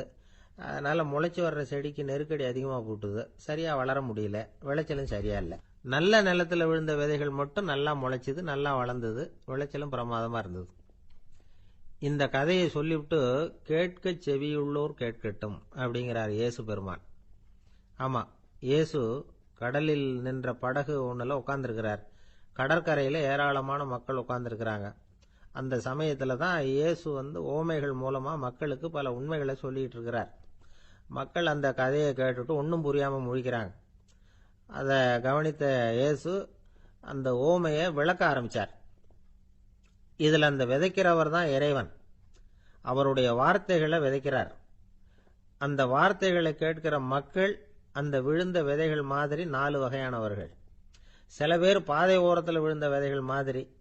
இறைவன் வார்த்தைகளை அவங்க கேட்குறாங்க, ஆனால் தீய எண்ணங்கள் செய்கைகள் மூலமாக விதைக்கப்பட்ட வார்த்தைகள் அழிஞ்சு போடுது. இறைவன் வார்த்தைகளை கேட்ட உடனே மகிழ்ந்து போய் உடனே சில பேர் அதை ஏற்றுக்கிறாங்க. இவங்கெல்லாம் அந்த பாறை பகுதியில் விழுந்த விதைகள் மாதிரி. அதனால் இவங்கெல்லாம் வேறு இல்லாதவங்க. கொஞ்ச காலத்துக்கு இறை வார்த்தைகளுக்கு கீழ்ப்படிந்து நடப்பாங்க. அதனால் ஏதாவது இடைஞ்சல் ஏற்பட்டால் உடனே தடுமாறுவாங்க. தங்கள்கிட்ட இருக்கிற நல்ல பண்புகளை விட்டுட்டு பாவ வழிகளுக்கு போயிடுவாங்க. முள் செடிகளுக்கு இடையில விழுந்த விதைகள் மாதிரி உள்ளவங்க யாருன்னா, இவங்களுக்கு உலக கவலை உண்டு, செல்வத்தின் மீது மயக்கம் உடையவர்கள். உலக ஆசைகள் இவங்களுக்குள்ள பூந்துடுறதுனால அங்கே இருக்கிற நல்ல பண்புகள் மறைஞ்சு போயிடுது. அதனால் அவங்களும் உபயோகம் இல்லாதவங்களா ஆயிடுறாங்க. நல்ல மனிதர்கள் நல்ல நிலத்தில் விழுந்த விதைகளுக்கு ஒப்பானவர்கள். இவங்க இறை வார்த்தையை கேட்குறாங்க, அதை ஏற்றுக்கிறாங்க, அவங்களும் நல்லபடியாக வாழுறாங்க, அடுத்தவங்களுக்கும் உபயோகமாக இருப்பாங்க. இதுதான் இயேசு சொன்ன விளக்கம். நல்ல வார்த்தைகளை கேளுங்கள், நல்ல வார்த்தைகளை ஏற்றுக்கொள்ளுங்கள், அடுத்தவங்களுக்கு உபயோகமாக இருங்க. இதுதான் பெரியவங்கள்லாம் நமக்கு சொல்லுகிற உபதேசம். ஒரு அப்பா தன்னுடைய மகனுக்கு உபதேசம் பண்ணார். இதை பாருப்பா, நல்ல வார்த்தைகளை கேட்கணும், எப்போதுமே மகன் அப்பா பேச்சை கேட்கறது நல்லது அப்படின்னாராம். நீ ஏதாவது ஒரு தப்பு பண்ணா என் தலையில ஒரு முடி நரைச்சி வெள்ளையா போடும்பா, நீ செய்யற ஒவ்வொரு தப்புக்கும் என் தலையில ஒவ்வொரு முடி வெள்ளையாயிடும் அப்படின்னாராம். பையன் யோசிச்சான், அப்பா இப்பதான் எனக்கு புரியுது, தாத்தாவோட தலைமுடி பூராவும் வெள்ளையா இருக்கிறதுக்கு என்ன காரணம்ங்கிறது எனக்கு இப்பதான் புரியுது அப்படின்னானா. ஒரு தந்தை தன்னோட பிள்ளைய ரொம்ப தைரியசாலியா வளர்க்கணும்னு ஆசைப்பட்டார். அதுக்காக அவனை கூப்பிட்டு உட்கார வச்சு இப்படி உபதேசம் பண்ணார். இதை பாருப்பா, நான் உன்னாட்டம் இருக்கிறப்போலாம் எதுக்கும் பயப்பட மாட்டேன், ரொம்ப துணிச்சலாக இருப்பேன். ஒரு நாள் ஒரு அப்பாவி எலிய ஒரு பூனை துரத்திட்டு ஓடிச்சு. நான் உடனே என்ன செஞ்சேன் தெரியுமா? அந்த பூனையை பிடிச்சேன், அது வாலில் ஒரு பட்டாசு சரத்தை கட்டினேன், கொளுத்தி விட்டேன், படபடன்னு வெடிக்க ஆரம்பிச்சுட்டுது. அது துள்ளிக்கிட்டு அங்கேயும் இங்கேயும் ஓடி இருக்கு பாரு ஓட்டம், ரொம்ப தமாஷு அப்படின்னார் அப்பா. இப்படி சொல்லிவிட்டு பையனை பார்த்து, இதை கேட்கறதுக்கு உனக்கும் துணிச்சல் வருதா, நான் என்னுடைய செயலை நீ கேட்குறப்போ உனக்கு துணிச்சல் வருதா அப்படின்னு கேட்டார். வருதுன்னா பையன். எப்படின்னா அப்படிங்கிற விவரத்தையும் சொன்னான் அவன். அதாவது எலியை விரட்டினத்துக்காக பூனை வாலில் பட்டாசு கொளுத்துனீங்க நீங்க, பூனையை விரட்டினத்துக்காக உங்க கழுத்தில் பட்டாசு சரத்தை மாட்டினா என்னன்னு தோணுது எனக்கு அப்படின்னா பையன். பையனோட துணிச்சல் அப்பாவே நடுங்க வச்சுட்டுது. அது சரி, ஒரு அப்பா பிள்ளைக்கு இப்படியா உபதேசம் பண்றது? எல்லாருக்கிட்டையும் அன்பா பழகிறது எப்படி அப்படின்னு சொல்லி கொடுக்கணும். பிஞ்சு உள்ளங்கள்ல நஞ்ச தூவலாமா? ஒரு நாள் விநாயகர் ஒரு பூனையோட விளையாடிக்கிட்டு இருந்தாராம். அப்படி ஆசையா விளையாடிக்கிட்டு இருந்தப்ப அவரோட கை நகம் தவறுதலா பூனையோட முகத்துல பட்டுட்டு தான். அது ஒரு சின்ன கீறலை உண்டாகி விட்டுது. அப்பா அவர் அதை ஒரு பெருசா நினைக்கல. கொஞ்ச நேரத்துக்கு அப்புறம் விநாயகர் வீட்டுக்கு வந்தார். அவங்க அம்மா பார்வதி தேவியை பார்த்தார். பார்வதி தேவி கன்னத்துல விரலால கீறினது மாதிரி ஒரு அடையாளம் இருந்தது. விநாயகருக்கு அதிர்ச்சி, ஆச்சரியம். நம்ம அம்மா இந்த உலகத்துக்கே தாயார். அப்பேற்பட்ட அவங்க முகத்திலேயே கீறலை உண்டாக்கக்கூடியவங்க யாரா இருக்க முடியும் அப்படின்னு யோசனை பண்ணார். தாயே, உன்னுடைய கன்னத்தில் இந்த வடு எப்படிம்மா ஏற்பட்டதுன்னு கேட்டார். குழந்தாய், இது நீ செஞ்ச காரியம்தான்ப்பா. உன்னுடைய கை நகம் கீறினதுனால ஏற்பட்ட வடு தான் இது அப்படின்னாங்க அவங்க. விநாயகர் திடுக்கிட்டு போட்டார். எப்படிம்மா அது? நான் எந்த காலத்திலையும் உன்னை அப்படி கீறினதாக எனக்கு நினைவு இல்லையே அப்படின்னார். இன்னைக்கு காலையில் ஒரு பூனையை கீறினதை நீ மறந்துட்டியா அப்படின்னாங்க அந்த அம்மா. விநாயகர் திகைச்சு போய் நின்னார். பார்வதி தேவி சொன்னாங்க, இதை பார்ப்பா, இந்த உலகத்தில் இருக்கக்கூடிய எல்லா உயிர்கள்லையும் நான் இருக்கிறேன். நான் தான் இந்த உலகமாக ஆகியிருக்கிறேன். ஆகையினால நீ யாரை துன்புறுத்தினாலும் அது உண்மையிலேயே என்ன துன்புறுத்தினதாக தான் வந்து முடியும் அப்படின்னாங்க. விநாயகர் மனசுக்குள்ள ஒரு வெளிச்சம் ஏற்பட்டுதான். அதுக்கப்புறம் அவர் யாரையுமே கல்யாணம் பண்ணிக்காததுக்கு அதுதான் காரணமா. இந்த உலகத்தில் எல்லாரையும், இங்கே இருக்கிற எல்லாத்தையும் தாயின் வடிவமாக அவர் பார்க்க ஆரம்பிச்சிட்டாராம். குருதேவர் ராமகிருஷ்ணர் இந்த கதையை எடுத்து சொல்லியிருக்கிறார். நபிகள் நாயகம் ஒரு தடவை ஒரு நாற்காலியில் உட்காந்து என்னமோ யோசனை பண்ணிட்டு இருந்திருக்கிறார். அப்போ அவரோட உடையில ஒரு கீழ்ப்பகுதி தரையில் படிஞ்சு கிடந்திருக்குது. அங்கே விளையாடிக்கிட்டு இருந்த ஒரு பூனை அது மேலே வந்து படுத்து தூங்கி போச்சு. தொழுகை செய்ய வேண்டிய நேரம் வந்துட்டது. நபிகள் நாயகம் எழுந்திருக்க பார்த்தார். அப்போதான் பூனை தன்னோட உடை மேலே படுத்து தூங்கிட்டு இருக்கிறது கண்ணில் படுது. பூனையோட தூக்கத்தை கலைக்க விரும்பல அவர். தன்னுடைய சகோதரியை கூப்பிட்டார். ஒரு கத்திரிக்கோல் எடுத்துட்டு வர சொன்னார். பூனை படுத்திருந்த உடை பகுதி மட்டும் இருக்குல்ல, அதை மட்டும் அதோட கத்திரிச்சு விட்டுட்டு அதுக்கப்புறம் அவர் எழுந்திரிச்சு தொழுகைக்கு போனாராம். அதாவது பிற உயிர்கள்கிட்ட எப்படி அன்பு காட்டணுங்கிறத பெரியவங்க எவ்வளவோ விதத்தில் நமக்கு எடுத்து காட்டியிருக்கிறாங்க. இருந்தாலும் எத்தனை பேர் மனசில் அதெல்லாம் உரைச்சிருக்குது. நாமளும் நம்ம ட்ரெஸ்ஸு மேலே ஒரு பூனை படுத்திருந்தா ஒரு கத்திரிக்கோலை தான் தேடுவோம், எடுத்துகிட்டு வர சொல்லுவோம். துணியை வெட்டுறதுக்கு பதிலாக இல்லை அதோட வாழை வெட்டினா என்ன அப்படின்னு தோணும். ஒரு ஆள் ரொம்ப பிரியமாக ஒரு பூனையை ஆற்றுல குளிப்பாட்டிக்கிட்டு இருந்தானா. எப்படி? அந்த பூனையை ஆற்று தண்ணியில் அமுக்கி அமுக்கி குளிப்பாட்டிக்கிட்டு இருக்கிறான். அந்த வழியாக போன பெரியவர் ஒருத்தர் இதை பார்த்தார். இதை பார்ப்பா, பூனையை அது மாதிரி ஆற்று தண்ணியில் அமுக்கி குளிப்பாட்டாத, மூச்சு திணறி செத்து போடும் அப்படின்னு அட்வைஸ் பண்ணார். நீ போய் அவன் வேலையை பார்த்துக்கிட்டு, எனக்கு எல்லாம் தெரியும்னா இவன். சரின்னு அவர் போயிட்டார். கொஞ்ச நேரம் கழித்து அவரே அந்த வழியாக திரும்பி வந்துக்கிட்டு இருந்தார். ஆற்றுல பூனையை குளிப்பாட்டிக்கிட்டு இருந்தவன் அழுதுகிட்டு உட்காந்துருக்கிறான். பக்கத்தில் அந்த பூனை செத்து கிடக்குது. இதை பார்த்தார் பெரியவர். நான் தான் அப்போவே சொன்னேனே அந்த பூனையை ஆற்றுல நினைக்காதேன்னு, அதை கேட்டிருந்தா இப்படி ஆயிருக்குமா அப்படின்னார். அந்த ஆள் கோபமாக இவரை முறைச்சி பார்த்தான். அட போய்யா, இந்த பூனை ஆற்றுல குளித்ததுனால ஒன்றும் செத்து போகல, குளித்ததுக்கு அப்புறம் அதோட உடம்பு ஈரமாக இருக்குதுன்னு அதை புழிஞ்சேன், அதனால தான் இப்படி ஆயிட்டுது அப்படின்னு நானும். ஒருத்தரை பார்த்து உன்னுடைய நண்பர்கள் யார் அப்படின்னு ஒரு கேள்வி கேட்டு பாருங்க. கொஞ்சம் யோசிச்சு யோசிச்சு பதில் சொல்லுவாங்க. அவங்க கிட்டேயே உன்னுடைய எதிரிகள் யார் அப்படின்னு கேளுங்க, கடகடன்னு ஒப்பிச்சிருவாங்க.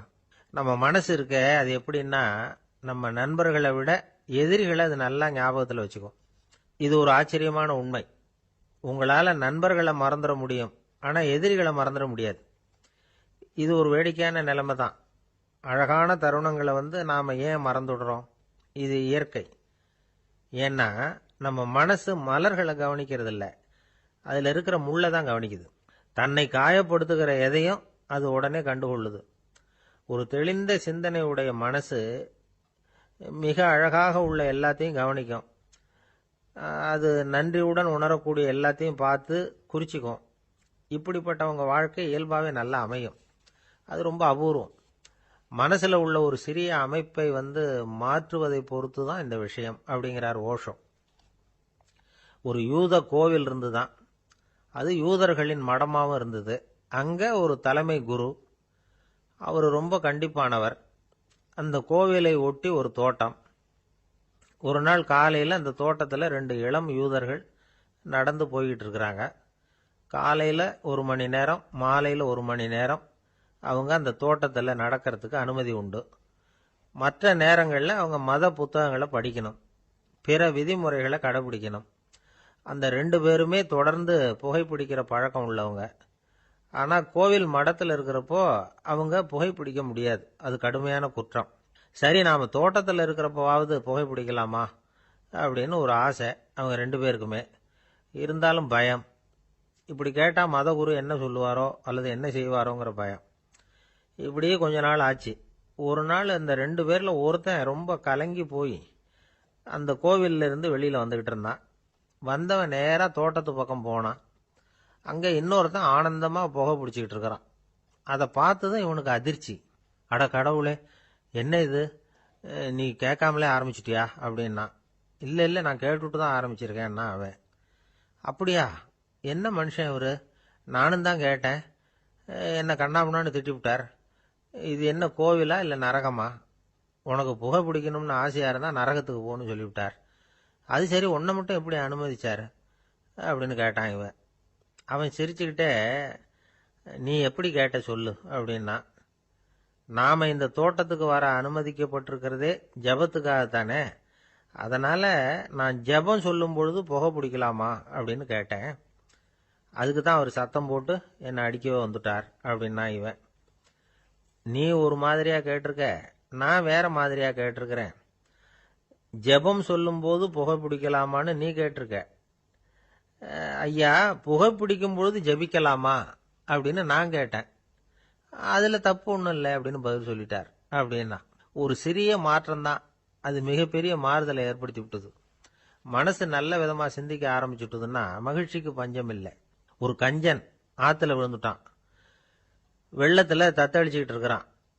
கரையில் நின்ன ஒருத்தர், உன் கையை கொண்டா இப்படி பிடிச்சி இழுத்து கரையில் சேர்த்து விடுறேன்னார். எதையும் கொடுத்து பழக்கம் இல்லாத அவன் கையையும் கொடுக்க மாட்டேன்னுட்டான். இவர் பார்த்தார். உன் கையை கொடுன்னு சொல்றதுக்கு பதிலாக நான் என் கையை கொடுக்குறேன் பிடிச்சிக்கோ அப்படின்னார். அவன் கப்புன்னு பிடிச்சிக்கிட்டான், இழுத்து கரையில் போட்டார். எனக்கு இது மட்டும்தான் சார் தெரியும், இதை தவிர வேற எதுவும் தெரியாது அப்படின்னு சொல்லிக்கிட்டே காலம் தள்ளுறவங்க ரொம்ப பேர். அவங்கெல்லாம் கஷ்டப்பட வேண்டியிருக்கும். ஒருத்தர் தன்னுடைய தொழிலில் ரொம்ப கெட்டிக்காரராக இருக்கலாம். அதுக்காக எப்பவும் அதே ஞாபகத்தில் இருந்துக்கிட்டு உலகியல் அறிவு இல்லாமல் இருந்துடக்கூடாது, அது ஆபத்து. இதுக்காக நம்ம தாத்தா பாட்டிலாம் ஒரு கதை சொல்லுவாங்களே, கேள்விப்பட்டிருக்கீங்களா? ஒரு சமயம் ஒரு 4 பேர் சேர்ந்து வெளியூருக்கு பிரயாணம் போனாங்களாம். அந்த 4 பேர் எப்படி தெரியுமா? ஒருத்தர் வேதாந்தி, இன்னொருத்தர் சங்கீத வித்வான், 3வது ஆள் வைத்தியர், 4வது ஆள் ஜோசியர். இவங்க 4 பேரும் நண்பர்கள். அதனால சேர்ந்து புறப்பட்டாங்க. வழியில் ஒரு ஊரில் தங்கினாங்க. இருட்டி போச்சு. அதனால் இன்றைக்கி ராத்திரி இங்கேயே தங்கி இருந்துட்டு நாளைக்கு புறப்படலாம் அப்படின்னு தீர்மானம் பண்ணாங்க.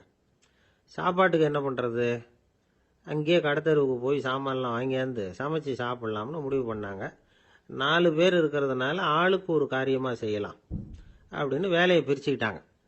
வைத்தியர் கரிகாய் வாங்க போனார், வேதாந்தி எண்ணெய் வாங்க போனார், ஜோசியர் பலசரக்கு வாங்க போனார், சங்கீத வித்வானுக்கு சமைக்கிற வேலை. எல்லாம் சரி, ஆனால் நடந்தது என்ன தெரியுமா? கடைத்தருவுக்கு காய்கறி வாங்க போனார்ல வைத்தியர், அங்கே போய் மார்க்கெட்டில் பார்த்தார். ஒவ்வொரு கறிகாயாக எடுத்து பார்த்தார். இது பித்தம், உடம்புக்கு ஒத்துக்காது, இது வாயு, உடம்புக்கு ஒத்துக்காது அப்படின்னு ஒவ்வொன்றா தள்ளினார். கடைசியில் ஒன்றுமே தேரல, வெறுங்கையோடு திரும்பி வந்துக்கிட்டு இருக்கிறார். எண்ணெய் வாங்க போனார் வேதாந்தி, அவர் ஒரு தொன்னையில் எண்ணெயை வாங்கினார். பேசாமல் அதை எடுத்துகிட்டு வர வேண்டியது தானே, முடியல. அவருடைய வேதாந்த மூளை சிந்திக்க ஆரம்பிச்சுட்டுது. இந்த தொன்னைக்கு எண்ணெய் ஆதாரமா அல்லது எண்ணெய்க்கு தொன்னை ஆதாரமா அப்படிங்கிற ஆராய்ச்சியில் இறங்கினார். என்னாச்சு தெரியுமா? அப்படி கவுத்து பார்த்தார். வாங்கின எண்ணெய் பூராவையும் வழியில் கொட்டிவிட்டு வெறும் தொன்னையோடு சேர்ந்தார். பலசரக்கு வாங்க போனார் ஜோசியர், அவர் ஒரு வழியில் பார்த்தாரு. வழியில் வந்தவங்களெல்லாம் அங்கங்கே ஒரு மரத்தடியில் உட்கார வச்சு அவங்களுக்கெல்லாம் ஆர்வம் சொல்ல ஆரம்பிச்சிட்டார். அப்படி ஒவ்வொருத்தராக சொல்லி முடிச்சுட்டு கடத்தருக்கு போய் சேர்ந்தார். இவர் அங்கே போய் சேர்றதுக்குள்ளே ரொம்ப நேரம் ஆகிட்டுது. கடையெல்லாம் பூட்டிவிட்டு போயிட்டாங்க. என்ன செய்யறது? அவரும் வெறுங்கையோட திரும்பி சேர்ந்தார். சரி, இவங்க கதை தான் இப்படி ஆச்சு. அங்கே சமைக்கிறதுக்காக உட்காந்துருந்தார் சங்கீத வித்வான், அவர் கதை என்னாச்சு தெரியுமா? அங்கே அவர் அடுப்பை பற்ற வச்சு ஒலையை கொதிக்க வச்சார். அதாவது ஒரு பானையில் தண்ணியை ஊற்றி அடுப்பில் வச்சார். அது கொதிக்க ஆரம்பிச்சுது. தண்ணி கொதிக்கிற சத்தம் இருக்குதுல்ல, அது இவருக்கு தாளம் போடுறது மாதிரி இருந்தது. ஒரே குஷி, பாட ஆரம்பிச்சுட்டார். பாடிக்கிட்டே உற்சாகமாக கையில் இருந்த கரண்டியால் அந்த பானையில் தட்டினார், தாளம் போடுறதா நினச்சிக்கிட்டு. அவ்வளவுதான், பானை பட்டுன்னு உடஞ்சி போச்சு. தலையில் கை வச்சுக்கிட்டு அவரும் உட்காந்துட்டார். எந்த தொழில் தெரிஞ்சாலும் சரி, அதை புத்திசாலித்தனமாக பயன்படுத்த தெரியலன்னா ஆபத்து தான். அதுக்காக தான் இந்த கதை. ஒரு பஸ்ஸு டிரைவர் ரொம்ப கெட்டிக்காரரு. பஸ்ஸை ரொம்ப திறமையாக ஆபத்து இல்லாமல் ஓட்டினதுக்காக பரிசுலாம் வாங்கினவர். அவரே ஒரு படகு ஓட்டுறதுக்காக அழைச்சிட்டு போயிருக்கிறாங்க, மோட்டார் படகு. அதையும் ரொம்ப திறமையாக தான் ஓட்டிட்டு போயிருக்கிறாரு. நடுக்கடலில் போனதும் படகு நின்று போச்சு. மோட்டாரில் ஏதோ கோளாறு. என்ன செய்யலாம் அப்படின்னு அந்த டிரைவரை கேட்டிருக்கிறாங்க படகுல இருந்தவங்கெல்லாம். அப்போ அவர் சொன்னாராம், கவலைப்படாதீங்க, ஒன்றும் பிரச்சனை இல்லை, எல்லாரும் கொஞ்சம் கீழே இறங்கி பின்னாடி தள்ளுங்க, மோட்டார் ஸ்டார்ட் ஆகிடும் அப்படின்னாராம். ஒரு காலத்தில் பிரஷ்யா அப்படின்னு ஒரு தேசம் இருந்தது. இப்போ ஜெர்மனி இருக்குல்ல, இதோட பெரும்பகுதி ஒரு காலத்தில் பிரஷ்யாங்கிற பேரில் இருந்தது. அப்போ அதுக்கு அரசராக இருந்தவர் மகா ஃப்ரெடரிக், அதாவது ஃப்ரெடரிக் தி கிரேட் அப்படின்னு சொல்லுவாங்க. அந்த ராஜாவுக்கு ஒரு சந்தேகம், நாம் பல வகையான வரிகளை விதித்து வசூல் பண்ணுறோம், அப்படி பண்ணி வருமானம் குறைஞ்சிக்கிட்டே போகுதே, இதுக்கு என்ன காரணமாக இருக்கும்? இதுதான் அவருக்கு ஏற்பட்ட சந்தேகம். ஒரு சமயம் அந்த அரசர் தம்முடைய அமைச்சர்களையும் பிரபுக்களையும் தளபதிகளையும் கூப்பிட்டு ஒரு விருந்து வச்சார். விருந்து முடிஞ்சதும் அவங்கள பார்த்து இந்த சந்தேகத்தை கேட்டார். வரிகள் அதிகமாக விதித்து வருமானம் குறையறதுக்கு என்ன காரணம் அப்படின்னு கேட்டார். பல பேருக்கு இதுக்கு சரியாக பதில் சொல்ல தெரியல. அனுபவசாலியான ஒரு தளபதி எழுந்திருச்சார். அரசே, அது எப்படிங்கிறத இப்போ உங்களுக்கு காட்டுறேன்னார். உடனே ஒரு பெரிய பனிக்கட்டி ஒன்றை தன்னுடைய கையில் எடுத்தார். அதை அப்படியும் எப்படியும் திருப்பி பார்த்தார். அப்புறம் அடுத்தவர்கிட்ட கொடுத்தார். அவர் அதை அப்படியும் இப்படியும் திருப்பி பார்த்துட்டு அடுத்தபடியாக இருந்தவர்கிட்ட கொடுத்தார். இப்படியே இதை ஒவ்வொருத்தராக பார்த்துட்டு ஒவ்வொரு கையாக மாறி கடைசியில் மன்னர் கைக்கு போய் சேர்ந்தது. மன்னர் கைக்கு அந்த பனிக்கட்டி போய் சேர்ந்தப்போ அது கொஞ்சம் கொஞ்சமாக உருகி ஒரு பட்டாணி கடலை சைஸுக்கு ஆயிட்டுது. மன்னர் யோசனை பண்ணார், வரி அதிகமாக போட்டாலும் வந்து சேர்றது குறைவாக இருக்கிறதுக்கு என்ன காரணம் அப்படிங்கிறது அவருக்கு புரிஞ்சு போச்சு. காலம்தான் மாறிட்டு இருக்கே தவிர இந்த கையூட்டு வாங்குற பழக்கம் மாறினதாக தெரியல. இன்னொரு ராஜா இருந்தார். அவர் தன்னுடைய ராஜாங்கத்தில் லஞ்ச ஊழலே சுத்தமாக இருக்கக்கூடாது அப்படின்னு நினைச்சார். அவர்கிட்ட பல்வேறு துறைகளுக்கும் பொறுப்பாக இருந்த பல பேரும் ரொம்ப சுத்தமாகவும் நேர்மையாகவும் இருந்தாங்க. ஒரே ஒருத்தர் மட்டும் எல்லார்கிட்டையும் லஞ்சம் வாங்கிட்டே இருந்தார். அவரை வேற வேற துறைகளுக்கு மாற்றி பார்த்தாரு. அந்த ராஜா என்னென்னமோ பண்ணி பார்க்குறாரு. எந்த வேலையை கொடுத்தாலும் அதுலேயும் லஞ்சம் வாங்கிறதுக்கு ஒரு வழியை உண்டு பண்ணிக்குவார் அந்த ஆள். ராஜாவுக்கு இது ஒரு பெரிய தலைவலியாக போட்டுது. இவர் என்ன பண்ணுறது, இவருக்கு என்ன வேலையை கொடுக்கறது, கொஞ்சம் கூட லஞ்சம் வாங்கிறதுக்கு சான்ஸே இல்லாத ஒரு வேலையை கொடுக்கணும் அப்படின்னு திட்டம் போட்டார். ஒரு நாள் அவருக்கு அந்த உத்தரவும் போட்டுட்டார். அதாவது அவருக்கு என்ன வேலைன்னா, கடற்கரையில் தான் அவருக்கு ஆஃபீஸ். அங்கேயே இருந்துக்க வேண்டியது. தினமும் எத்தனை கடல் அலை கரையில் வந்து மோதுது அப்படிங்கிறத கணக்கெடுத்து ராஜாவுக்கு தெரிவிக்க வேண்டியது. இதுதான் அவருக்கு வேலை. பேசாமல் அலையை எண்ணிட்டு உட்காந்துருக்கிட்டோம், அப்போவாவது அவர் லஞ்சம் வாங்குற சந்தர்ப்பம் இல்லாமல் போயிடும் அவருக்கு அப்படின்னு நினைச்சார் ராஜா. இந்த ஆள் கடற்கரைக்கு போய் டியூட்டியில் ஜாயின் பண்ணிட்டார். ஒரே மாசத்துல அங்கே சொந்தமாக ஒரு பிரம்மாண்டமான மாளிகை கட்டி விட்டாரு. ராஜாவுக்கு இது பெரிய ஆச்சரியமாக போச்சு. அலையை என்ற வேலையில் அந்த ஆள் எப்படி பணம் சம்பாதிச்சார் அப்படின்னு விசாரிச்சு பார்த்தார் அக்கம் பக்கத்தில். அந்த ஆள் என்ன பண்ணியிருக்கிறாருன்னா, கடற்கரையில் போய் பொறுப்பை ஏற்றுக்கிட்ட உடனே அங்கே இருந்த மீனவர்கள்கிட்ட எல்லாம் இந்த கரையில் வந்து ஒரு நாளில் வந்து மோதுற அலைகள் எத்தனை அப்படின்னு கேட்டிருக்காரு. அது எப்படிங்க தெரியும்னு இருக்காங்க அவங்க. தினமும் அந்த எண்ணிக்கை தெரியணும். நம்ம ராஜாவுக்கு தினமும் அறிக்கை அனுப்பணும், டெய்லி ரிப்போர்ட்டு. தவறுனா நீங்கள் இந்த கடலில் போய் மீன் பிடிக்கிறதுக்கு ராஜாவோட அனுமதி கிடைக்காது அப்படின்ட்டுருக்காரு. உடனே மீனவர்களும் பயந்து போட்டாங்க. கடலுக்கு போகிறதுக்கு அனுமதி இல்லைன்னா பட்டினி கிடக்கிறது மாதிரி ஆகிடுமே. மெதுவாக அந்த ஆளுகிட்ட போனாங்க, காதோட காதாக சொன்னாங்க, ஐயா, எங்களால் வந்து கடல் அலையை வந்து எண்ண முடியாது. தினமும் எங்களால் முடிஞ்சதை உங்களுக்கு பணமாக கொடுத்துட்றோம். நீங்கள் தான் ராஜா கிட்ட சிபாரிசு பண்ணி நாங்கள் தொடர்ந்து மீன் பிடிக்கிறதுக்கு அனுமதி வாங்கி கொடுக்கணும் அப்படின்னு வேண்டிக்கிட்டாங்க. பணம் தினமும் வந்து சேர ஆரம்பிச்சுட்டுது. பதவியில் மற்ற பதவியோட இந்த பதவி எவ்வளவோ மேல் அப்படின்னு நினச்சிட்டான் அந்த ஆள். அது மட்டும் இல்லை, தயவு பண்ணி என்னை இந்த இடத்த விட்டு மாற்றி விடாதீங்க சார் அப்படின்னு வேற கேட்க ஆரம்பிச்சுட்டானா. ஊரில் ஒரு சிற்பி இருந்தார். சிற்பின்னா அவர் ரொம்ப திறமை உள்ளவர். அதாவது எங்கேயாவது ஒரு கல் கிடந்தா போதும், அதை அப்படியே எடுத்துட்டு வருவார். கொஞ்ச நாள் கழிச்சு அவர் இடத்துக்கு போய் பார்த்தா அழகா ஒரு சிற்பம் உட்காந்துருக்கும். இந்த கல்லா கிடந்தது சிற்பமா மாறி இருக்கும். அந்த அளவுக்கு பண்ணிவிடுவார் அப்பேற்பட்ட சிற்பி. எப்படிங்க அவ்வளவு மோசமான ஒரு கல்லுல இருந்து இவ்வளவு அழகா ஒரு சிற்பத்தை உங்களால வடிக்க முடிஞ்சது அப்படின்னு கேட்டா, அது ஒன்றும் பெரிய விஷயம் இல்லைங்க. இந்த சிற்பம் ஏற்கனவே அந்த கல்லுக்குள்ள இருந்தது. இதை சுத்தி இருக்கிற வேண்டாத பகுதிகளை எல்லாம் உளியால கொத்தி எடுத்துவிட்டேன், அவ்வளவுதான் என் வேலை. உடனே உள்ள இருந்த இது வெளியில வந்துட்டுது அப்படிம்பார்.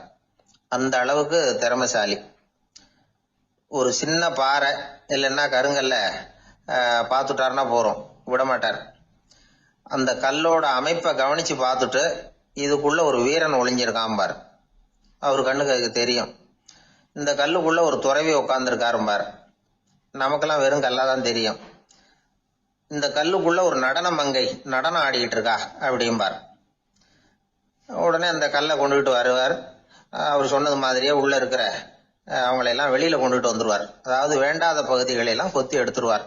அவர் மொழியில சொல்ல போனா, இந்த சிற்பிக்கு ரொம்ப நாளா மனசுக்குள்ள ஒரு ஆசை.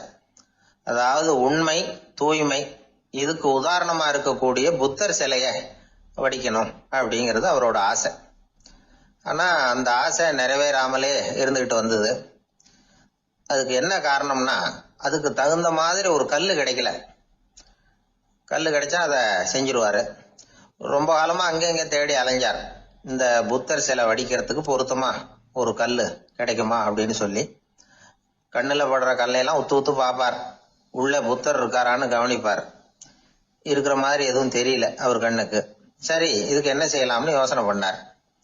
நேரா ஒரு புத்த மடாலயத்துக்கு போனார்.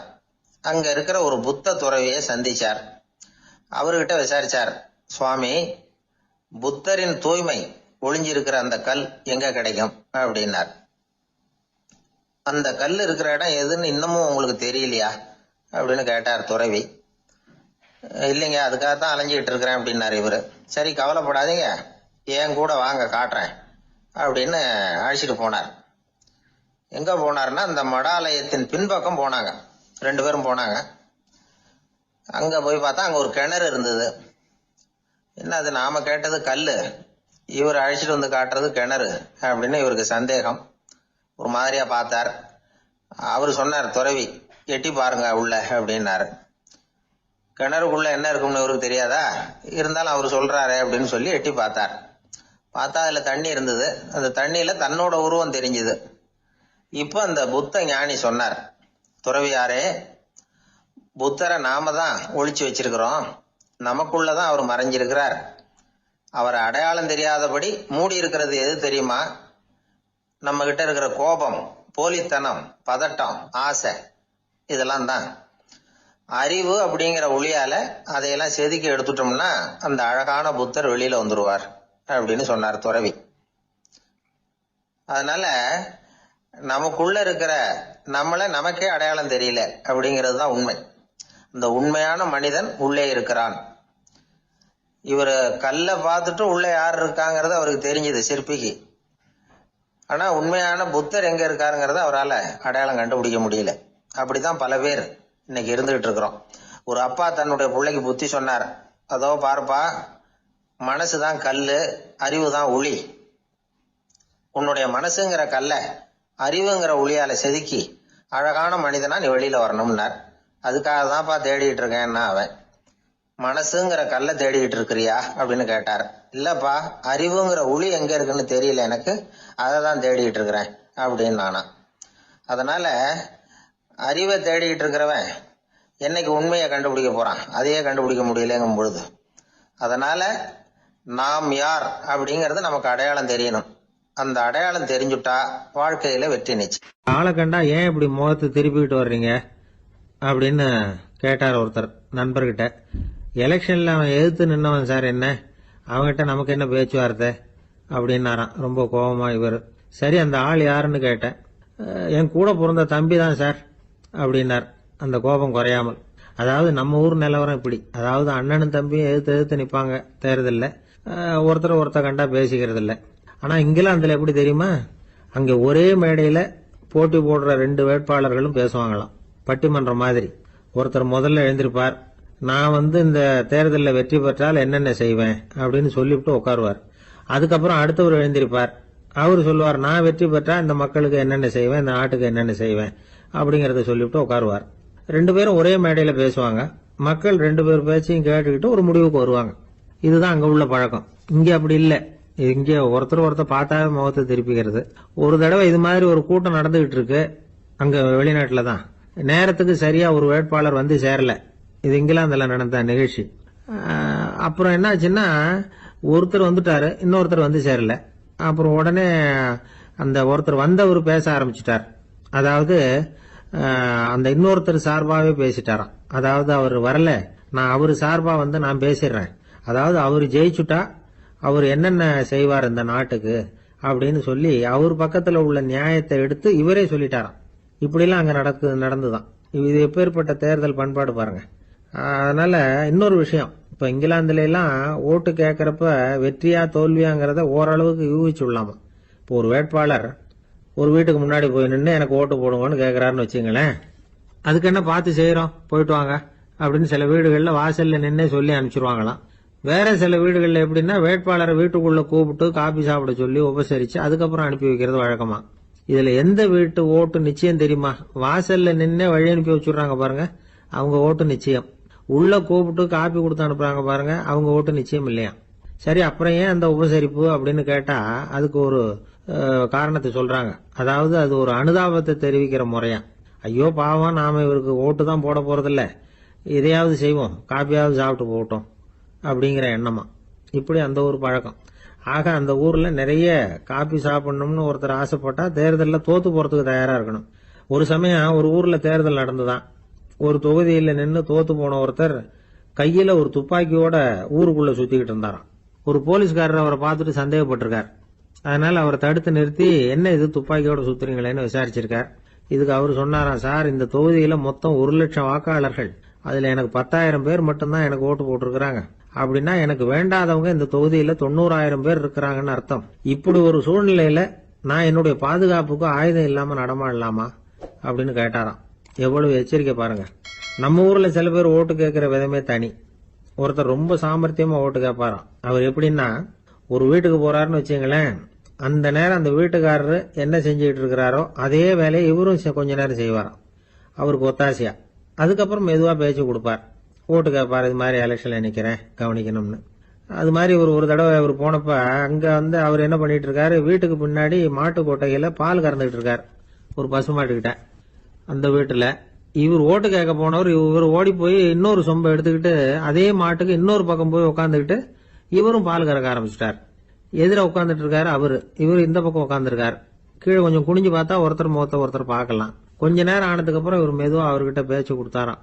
இது மாதிரி நான் எலெக்ஷன்ல நிக்கிறேன், நீங்க ஓட்டு போடணும், அதுக்காக தான் வந்தேன்னாராம். அது முடியாதுங்களேன்னாராம் அவரு. ஏன்னு கேட்டிருக்கார்.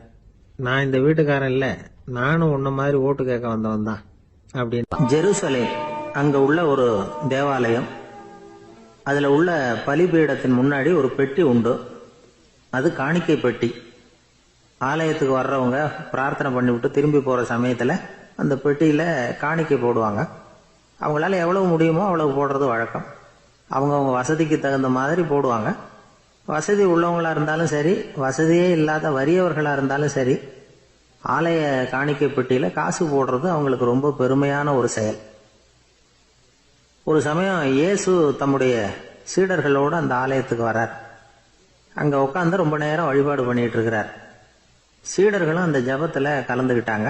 வழிபாடு முடிஞ்சுது. இயேசு உட்கார்ந்துருக்கிறார். காணிக்கை பெட்டியில காசு போடுறவங்கள கவனிக்கிறார். சீடர்களும் அதையே கவனிச்சுக்கிட்டு இருக்கிறாங்க. ரொம்ப பேர் வரிசையா வந்தாங்க. அவங்களால முடிஞ்ச அளவுக்கு காசு போட்டுட்டு அவங்க பாட்டுக்கு போய்கிட்டு இருக்கிறாங்க. வசதியானவங்க நிறைய பேர் வந்தாங்க. அதுக்கு மத்தியில வயசான ஒரு அம்மா, அவங்களும் வந்து காசு போட்டுட்டு போறாங்க. இப்போ இயேசு தன்னுடைய சீடர்கள் பக்கம் திரும்பினார். ஒரு கேள்வி கேட்டார். இப்போ இந்த காணிக்கை பெட்டியில நிறைய பேர் வந்து காசு போட்டுட்டு போறத நீங்க கவனிச்சிங்க. இன்னைக்கு இந்த காணிக்கை பெட்டியில ரொம்பவும் அதிகமா காசு போட்டது யார் அப்படின்னு கேட்டார். முதல்ல வந்தார ஒரு பெரிய மனுஷன், அவர் தான் அதிகமா போட்டார் அப்படின்னாரு ஒருத்தர். மூணாவதா வந்தவர் தான் அதிகமா போட்டார், நான் கவனிச்சேன் அப்படின்னாரு இன்னொருத்தர். இப்படி ஆளுக்கு ஒரு விதமா சொல்றாங்க.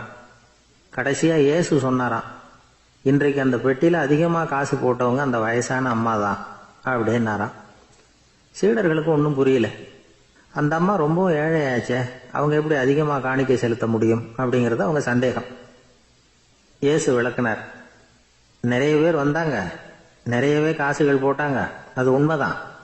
ஆனால் அந்த அம்மா என்ன பண்ணாங்க கவனிச்சிங்களா? வந்தாங்க, தன்னுடைய காசு பையை திறந்தாங்க, அப்படியே கொட்டுனாங்க. அதில் இருந்தது 2 காசுகள் தான். அந்த 2 காசும் காணிக்கை போட்டியில் விழுந்துட்டுது. மற்றவங்கள்லாம் தங்கள்கிட்ட இருந்த செல்வத்தின் ஒரு சிறு பகுதியை எடுத்து பெட்டியில் போட்டாங்க. ஆனால் இந்த அம்மா தன்கிட்ட என்ன இருந்ததோ அதை அப்படியே போட்டுட்டாங்க. தன்னுடைய பிழைப்புக்காக வச்சிருந்த அவ்வளவையும் இழக்கிறதுக்கு தயாராயிட்டாங்க. அவ்வளவு தாராள மனசு அவங்களுக்கு. அதனால அவங்க செலுத்தின காணிக்கை தான் அளவில் அதிகம் அப்படின்னார். விலை மதிப்பில்லாத முத்து புதையல் ஒருத்தனுக்கு கிடைக்க போகுதுன்னு வச்சுக்கோங்க. அதன் மதிப்பை உணர்ந்தவன் என்ன பண்ணுவான்? அதை அடையறதுக்காக தன்கிட்ட இருக்கிற எதையும் கொடுக்கறதுக்கு தயாராக இருப்பான் இல்லையா? அது மாதிரி தான் இதுவும் அப்படின்னார்.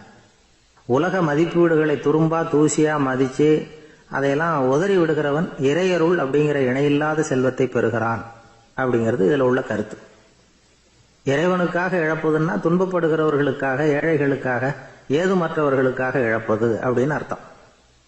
உங்கள் அயலானுக்கு நீங்கள் என்ன உதவி செய்தாலும் அதை எனக்கே செய்கிறீர்கள் அப்படின்னு இயேசு சொல்லியிருக்கிறார். அடுத்தவங்களுக்கு உதவணுங்கிற குணம் இன்னைக்கு ரொம்ப குறைஞ்சி போச்சு. ஒருத்தன் வாழைப்பழத்தோல் வழுக்கி கீழே விழுந்துட்டான். பக்கத்தில் இருந்த நண்பன் உடனே அவனை தூக்கிக்கிட்டு போய் ஆஸ்பத்திரியில் சேர்த்துட்டான். அதுக்கப்புறம் சொன்னான், நீ அந்த வாழைப்பழத்தோலில் காலை வைக்க போகிறத முன்னாடியே நான் கவனிச்சுட்டேன் அப்படின்னு நானா. அப்படின்னா அப்போவே நீ எனக்கு உதவி செஞ்சுருக்கலாமே அப்படின்னு நானா அவன். நான் டாக்டருக்கு உதவலாம்னு நினச்சிட்டேன் அப்படின்னா இவன். 14ஆம் பாட்டு.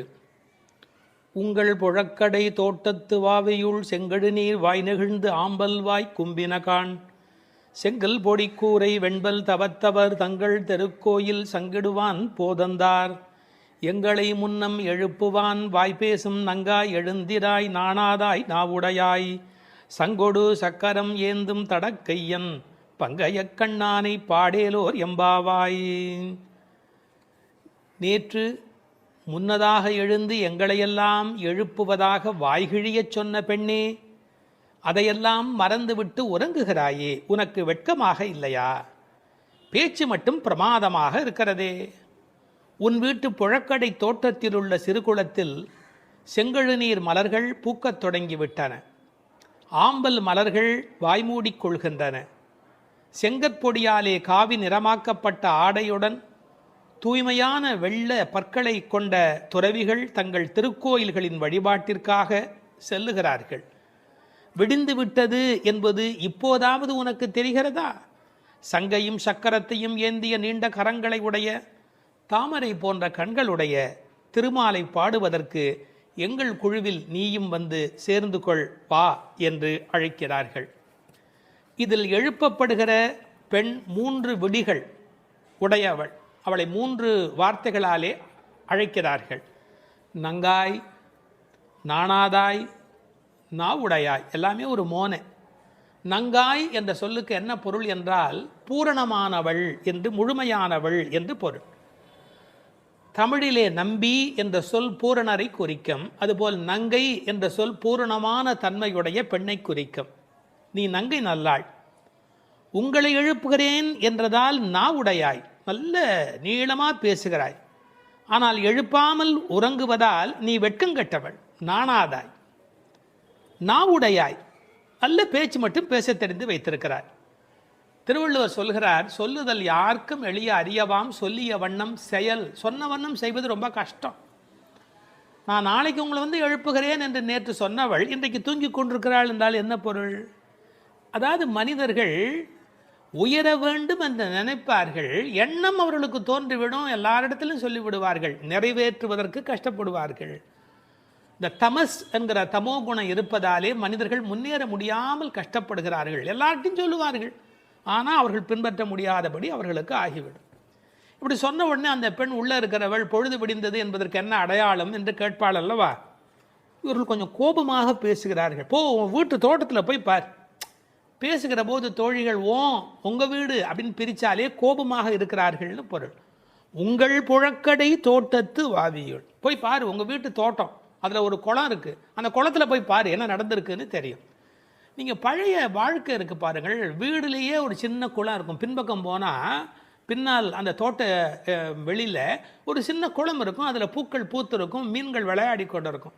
இன்றைக்கும் கேரளாவில் அது மாதிரி சில வீடுகள் உண்டு, வெஸ்ட் பெங்காலில் அது மாதிரி சில வீடுகள் உண்டு. எதற்காக சொல்ல வரேன், இயற்கையோடு இயைந்த வாழ்வு நம்முடைய வாழ்வு. அந்த இயற்கை வளமிக்க வாழ்வையெல்லாம் இழந்துட்டோம். யாழ்ப்பாணத்தில் உண்டு, ஒவ்வொரு வீட்லையும் பெரிய கிணறு இருக்கும், தோட்டம் இருக்கும், தனி வீடாகத்தான் இருப்பாங்க.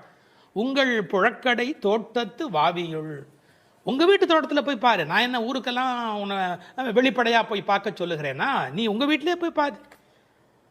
செங்கழு நீர் வாய் நெகிழ்ந்து ஆம்பல் வாய் கும்பினக்கான். அப்படி குளத்தில் தண்ணீர் தேங்கி இருந்தால் அங்கே எல்லா செடி கொடிகளும் செழிப்பாக இருக்கும். தண்ணீர் விடுவதை விட ஒரு குளம் மாதிரி தண்ணீர் தேங்கி இருந்து அதை சுற்றி செடிகள் இருந்தால் நல்ல வளமாக இருக்கும். அதில் செங்கழு நீர் பூக்கள் இருக்கின்றனவே, அவையெல்லாம் வாய் நெகிழ்ந்து அவை மெல்ல அப்படி மலர தொடங்கி விட்டன. மலருதல், நெகிழ்தல், இழகுதல், தளருதல், இறங்குதல், எத்தனை அழகு இருக்குது. மலர் அப்படியே மெல்ல அப்படி நெகிழ்ந்து கொண்டே வரும். ஆம்பல் மலர் இருக்கிறது, அது என்னன்னா சூரிய உதயம் ஆன உடனே அப்படியே மெல்ல கூம்ப தொடங்கிவிடும். அது இருளிலே மலரும், பகலிலே மூடிக்கொள்ளும். செங்கழு நீர் வாய் நெகிழ்ந்து ஆம்பல் வாய் கும்பினகான். செங்கல் பொடி கூரை வெண்பல் தவத்தவர், அதாவது காவியுடை தரித்த துறவிகள். அவர்கள் துணியை எப்படி காவியாக்குவார்கள்னா, செம்மண் கட்டி இருக்கு இல்லையா, செங்கல் நல்ல கல் மாதிரி, அந்த செம்மண் கட்டி எடுத்து பொடிச்சு அதை தண்ணீரில் கரைத்து அதில் வெள்ளை துணியை முக்கி தான் காவியாக அதை மாற்றுவார்கள். கூரைனா துணின்னு அர்த்தம், பொடியினால் தயாரிக்கப்பட்டது செங்கல் பொடி, சிவந்த செம்மண் கட்டி பொடியினாலே காவி. பழைய காலத்துலேயும் பொங்கலுக்கு முன்பு எல்லார் வீட்லேயும் காவியும் வெள்ளையும் அடிப்பது என்பது ஒரு வழக்கம் உண்டு. காவி மண் அதை சுற்றி வீட்டில் அடித்து வைப்பார்கள்.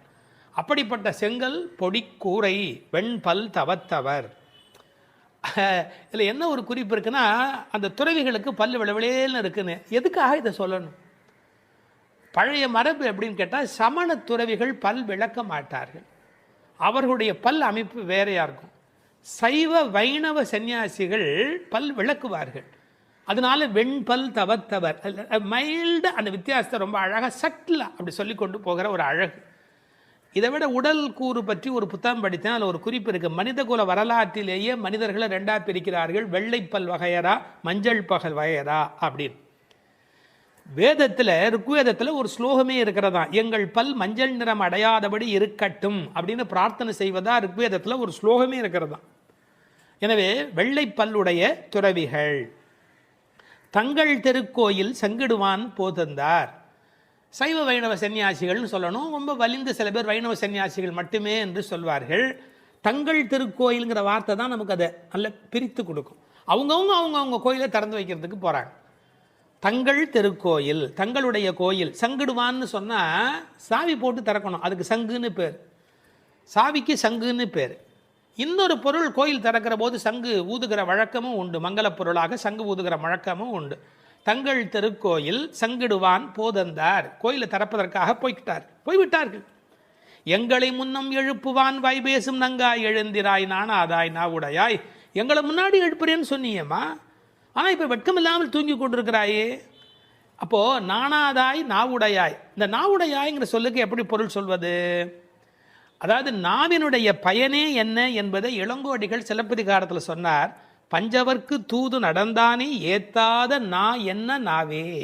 வடவரையை மத்தாக்கின்னு ஒரு பாட்டு வரும் இல்லையா, அந்த பாடல்ல பஞ்சவர்க்கு தூது நடந்தானே ஏத்தாத நா என்ன நாவே, நாராயணா என்னாத நா என்ன நாவே. சிலப்பதிகாரத்தில் இளங்கோடிகள் சொல்லுகிறார், நாவினுடைய பயனே நாராயணனுடைய நாமத்தை சொல்லுவது என்று. அப்படி எங்களை எழுப்புறேன்னு பேசுறதுக்கு உனக்கு நாக்கு கொடுக்கல, நீ கடவுள் திருநாமம் சொல்லுவதற்கு தான் உனக்கு நாக்கு கொடுத்திருக்கிறார்கள்.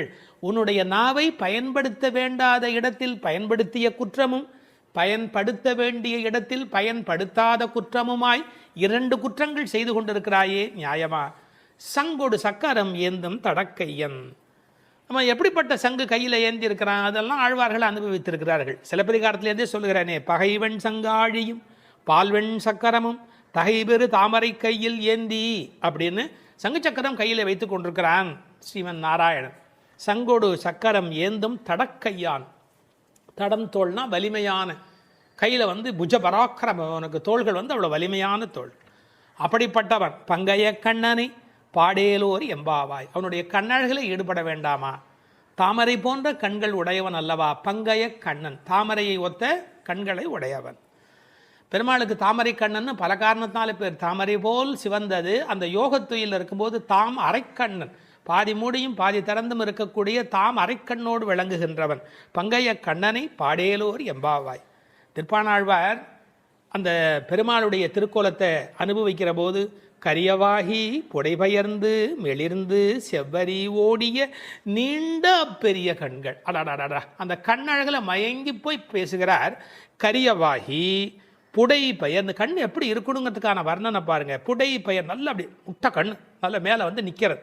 கரியவாகி புடை பெயர்ந்து மெளிர்ந்து, அந்த கண்ணிலேயே ஒரு ஒளி இருக்கணும், அப்படியே அதுலேருந்து ஒரு விதமான வெளிச்சம் புறப்படணும். செவ்வரி ஓடிய நீண்ட பெரிய கண்கள், அடேப்பா நீளமான கண்ணாகவும் இருக்கணும். அவ்வளவு கண்ணழகு உடையவன் எம்பெருமான். பங்கைய கண்ணனை பாடேலோர் எம்பாவாய். நம்முடைய கண்ணின் பயன் அந்த கண்ணை கண்டு மகிழ்வது, நாவின் பயன் அவன் புகழ் பேசுவது. அதையெல்லாம் விட்டு இப்படி தூக்கத்தில் என்ன சுகம் என்று படுத்திருக்கிறாய், எழுந்திரம்மா எழுந்திரு என்று எழுப்புவதாக இந்த திருப்பாடல் அமைந்திருக்கிறது.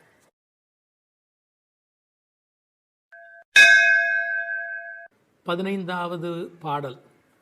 முதல் 5 பாடல் பாயிரமாகவும் அடுத்த 10 பாடல்கள் உறங்குவோரை எழுப்புவதாகவும், அந்த உறங்குவோரை எழுப்புவதாக பாடுவதே 10 ஆழ்வார்களை குறிப்பதாகவும் வைணவத்தில் உரை சொல்வது மரபு. இந்த 15வது பாடலில் இளங்கிளியை எழுந்து வா என்று அழைக்கிறாள். எல்லே இளங்கிளியே இன்னம் உறங்குதியோ. இது உரையாடல் பாவத்தில் அமைந்திருக்கிற ஒரு பாடல். எல்லே இளங்கிளியே இன்னம் உறங்குதியோ, சில்லென்று அழையேன் மின்னங்கமீர் போதருகின்றேன். வல்லை உன் கட்டுரைகள் பண்டே உன் வாயறிதும், வல்லீர்கள் நீங்களே நானேதான் ஆயிடுக. ஒல்லை நீ போதாய் உனக்கென்ன வேறுடையை, எல்லோரும் போந்தாரோ போந்தார் போந்து எண்ணிக்கொள். வல்லானை கொன்றானை மாற்றாரை மாற்றழிக்க, வல்லானை மாயனை பாடேலோர் எம்பாவாயே. உரையாடலாக அமைந்திருக்கிற பாடல். இப்பாடலில் எழுப்பப்படுகிற பெண்ணும் சற்று வாய்த்துடுக்கானவள். இவளது தோழிகள் அதனை அறிவார்கள். அதனால் பாடல் முழுவதுமே உரையாடல் அமைப்பிலேயே ஓடிக்கொண்டே இருக்கிறது. எனவே நேரடியாக பாடலை நாம் சிந்திப்போம். எல்லே இளங்கிளியே, உள்ளே உறங்குபவள், வெளியே எழுப்புகிறவர், இருவருக்கும் நடக்கும் உரையாடலில் ஒருவரையொருவர் தாக்கியும் கேலி பேசியும் பிறகு உள்ளுறங்குபவள் பணிந்து போவதுமாக பாடலுடைய அமைப்பு அமைந்திருக்கிறது.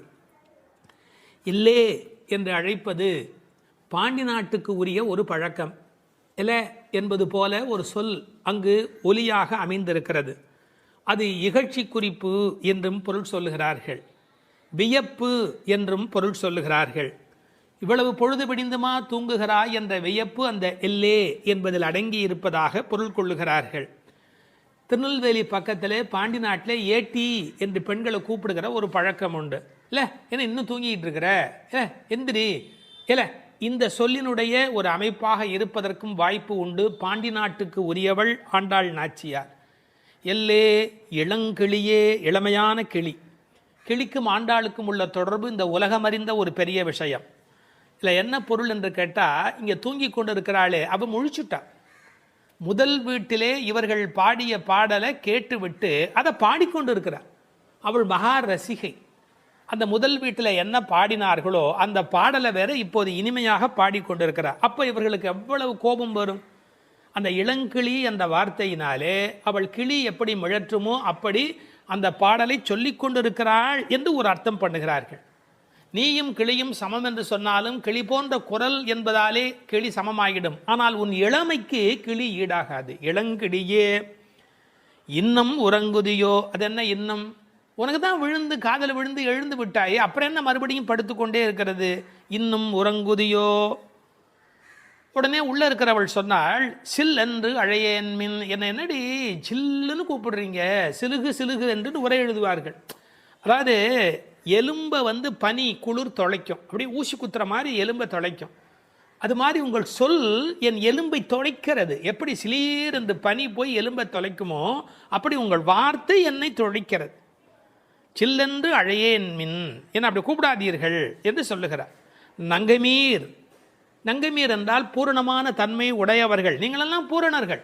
அப்படி இருக்கிற நீங்கள் என்ன போய் இப்படியெல்லாம் சொல்லலாமா? இந்த வார்த்தையை கேட்டு என்னால் எப்படி சகித்து கொள்ள முடியும்? என்னால் முடியாது என்று.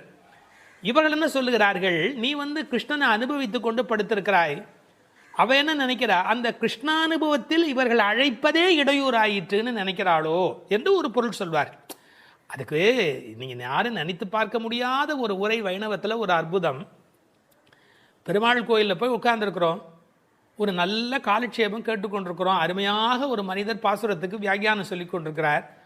அப்போது அந்த கோயிலுக்கு உள்ளே இருந்து பலிமூர்த்தி அது வெளியில் டம் டம் டம் என்று ஒலி எழுப்பு கொண்டு வந்தால், இங்கே நல்ல காலட்சேபம் கேட்பதற்கு அந்த பெருமாள் எழுந்தருளுவதே கொஞ்சம் லேசாக ஒரு ஒரு ஒரு அசௌகரியமாக தெரியாதா?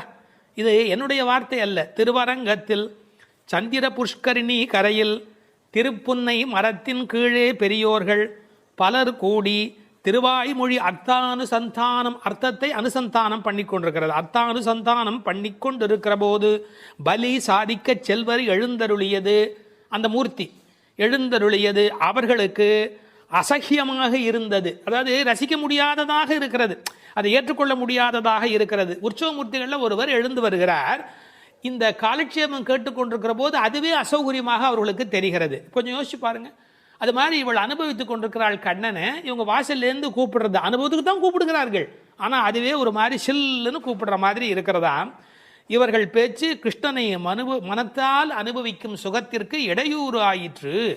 அதனால் அவள் சொன்னான், நங்கை மீர் பூரணமான நீங்கள் என்னை இப்படி அழைக்காதீர்கள். போதருகின்றேன், வந்து விட்டேன், வர்றேன் வர்றேன், இதை வந்துடுறேன் அப்படின்னு. சில பேர் வர்றேன் வர்றேன்னு சொல்வார்களே ஒழிய சொல்லியே காலத்தை ஓட்டி கொண்டிருப்பார்கள், வரமாட்டார். கண்ணனை யசோதை அழைக்கிறா, போதர் கண்டாய் இங்கு போதர் கண்டாய், போதரேன் என்னாதே போதர் கண்டாய். இந்த வர்றேன் வர்றேன்னு சொல்லி டயத்தை எடுத்துக்காதே. போதர் கண்டாய் இங்கு போதர் கண்டாய், போதரேன் என்னாதே போதர் கண்டாய். பெரியாழ்வார் திருமொழியில் வருகிறது. சில பேர் வீட்டில் புறப்படும் போது மனைவியை கிளம்பலையா வரலையா அப்படின்னு கேட்பார்கள். அந்த அம்மா ஒரு பதில் சொல்வார்கள், 5 நிமிஷத்தில் வர்றேன்னு அரை மணி நேரமாக சொல்கிறேனே உங்களுக்கு புரியலையாம்பாங்க. 5 நிமிஷத்தில் வர்றேன்னு அரை மணி நேரமாக சொல்கிறேனே உங்களுக்கு புரியலையா அப்படின்னு. அது மாதிரி வர்றேன் வர்றேன்னு சொல்லியே காலத்தை கடத்தி கொண்டிருக்கிறாள். போதருகின்றேன். உடனே வெளியில் இருக்கிறவங்களாம் சொன்னாங்க, வல்லை உன் கட்டுரைகள் பண்டே உன் வாயறிதும், நீ வாயாடி, எங்களுக்கு தெரியாதா உன்னை பற்றி, நீ என்ன பேச்சு பேசுவேன், இட்டுக்கட்டி பேசுறது ரொம்ப கெட்டிக்காரி. அதாவது நடக்காது நடந்ததா சொல்கிற மாதிரி வர்றேன் வர்றேன்னு சொல்கிறிய ஒழி நீ கிளம்ப மாட்டேங்கிற. கட்டுரைகள், கட்டி உரைத்தல் கட்டுரை, வல்லை உன் கட்டுரைகள், அதில் நீ ரொம்ப கெட்டிக்காரி, வாயாடி இட்டுக்கட்டி சொல்கிறதுல ரொம்ப கெட்டிக்காரி. பண்டே உன் வாய் அறிதம், உன் வாய் என்னன்னு எங்களுக்கு அப்போவே தெரியும், முன்னமே உன் வாயை தெரியும். இப்போ உள்ளே இருந்த பெண்ணுக்கு அழுக வந்து கொடுத்து, தன்னை வெளியில் இருக்கிறவங்களாம் இப்படி பேசினார்கள். ஒன்று வல்லீர்கள் நீங்களே, என்ன வாயாடின்னு சொல்லாதீங்கடி, நீங்கள் தான் வாயாடிங்க, வல்லீர்கள் நீங்களே. இப்போது வெளியில் இருப்பவர்களுக்கும் உள்ளே இருப்பவர்களுக்கும் இடையில அந்த மோதல் வெடிக்கிறது. ஆனால் உள்ளே இருக்கிற பெண் பாருங்க, முதல்ல ஒரு வார்த்தை சொல்லிட்டா, என்ன வாயாடின்னு சொல்கிறீங்க, நீங்கள்லாம் தான் வாயாடி அப்படின்னு கோவத்தில் பேசினவ ஒரு செகண்டுக்குள்ளே தன்னை பற்றி யோசிச்சுட்டு நானே தான் ஆகிடுகிறேன். ஆஹா, இதுதான் ஸ்ரீ வைஷ்ணவ லட்சணம் என்று சொல்வார்கள். அதனால தான் அழகிய மணவாள பெருமாள் நாயனார் திருப்பாவை ஆகிறது இப்பாட்டு இரே என்று எழுதி வைத்தார். அது ஏன் இந்த பாட்டுக்கு அவ்வளோ சிறப்பு?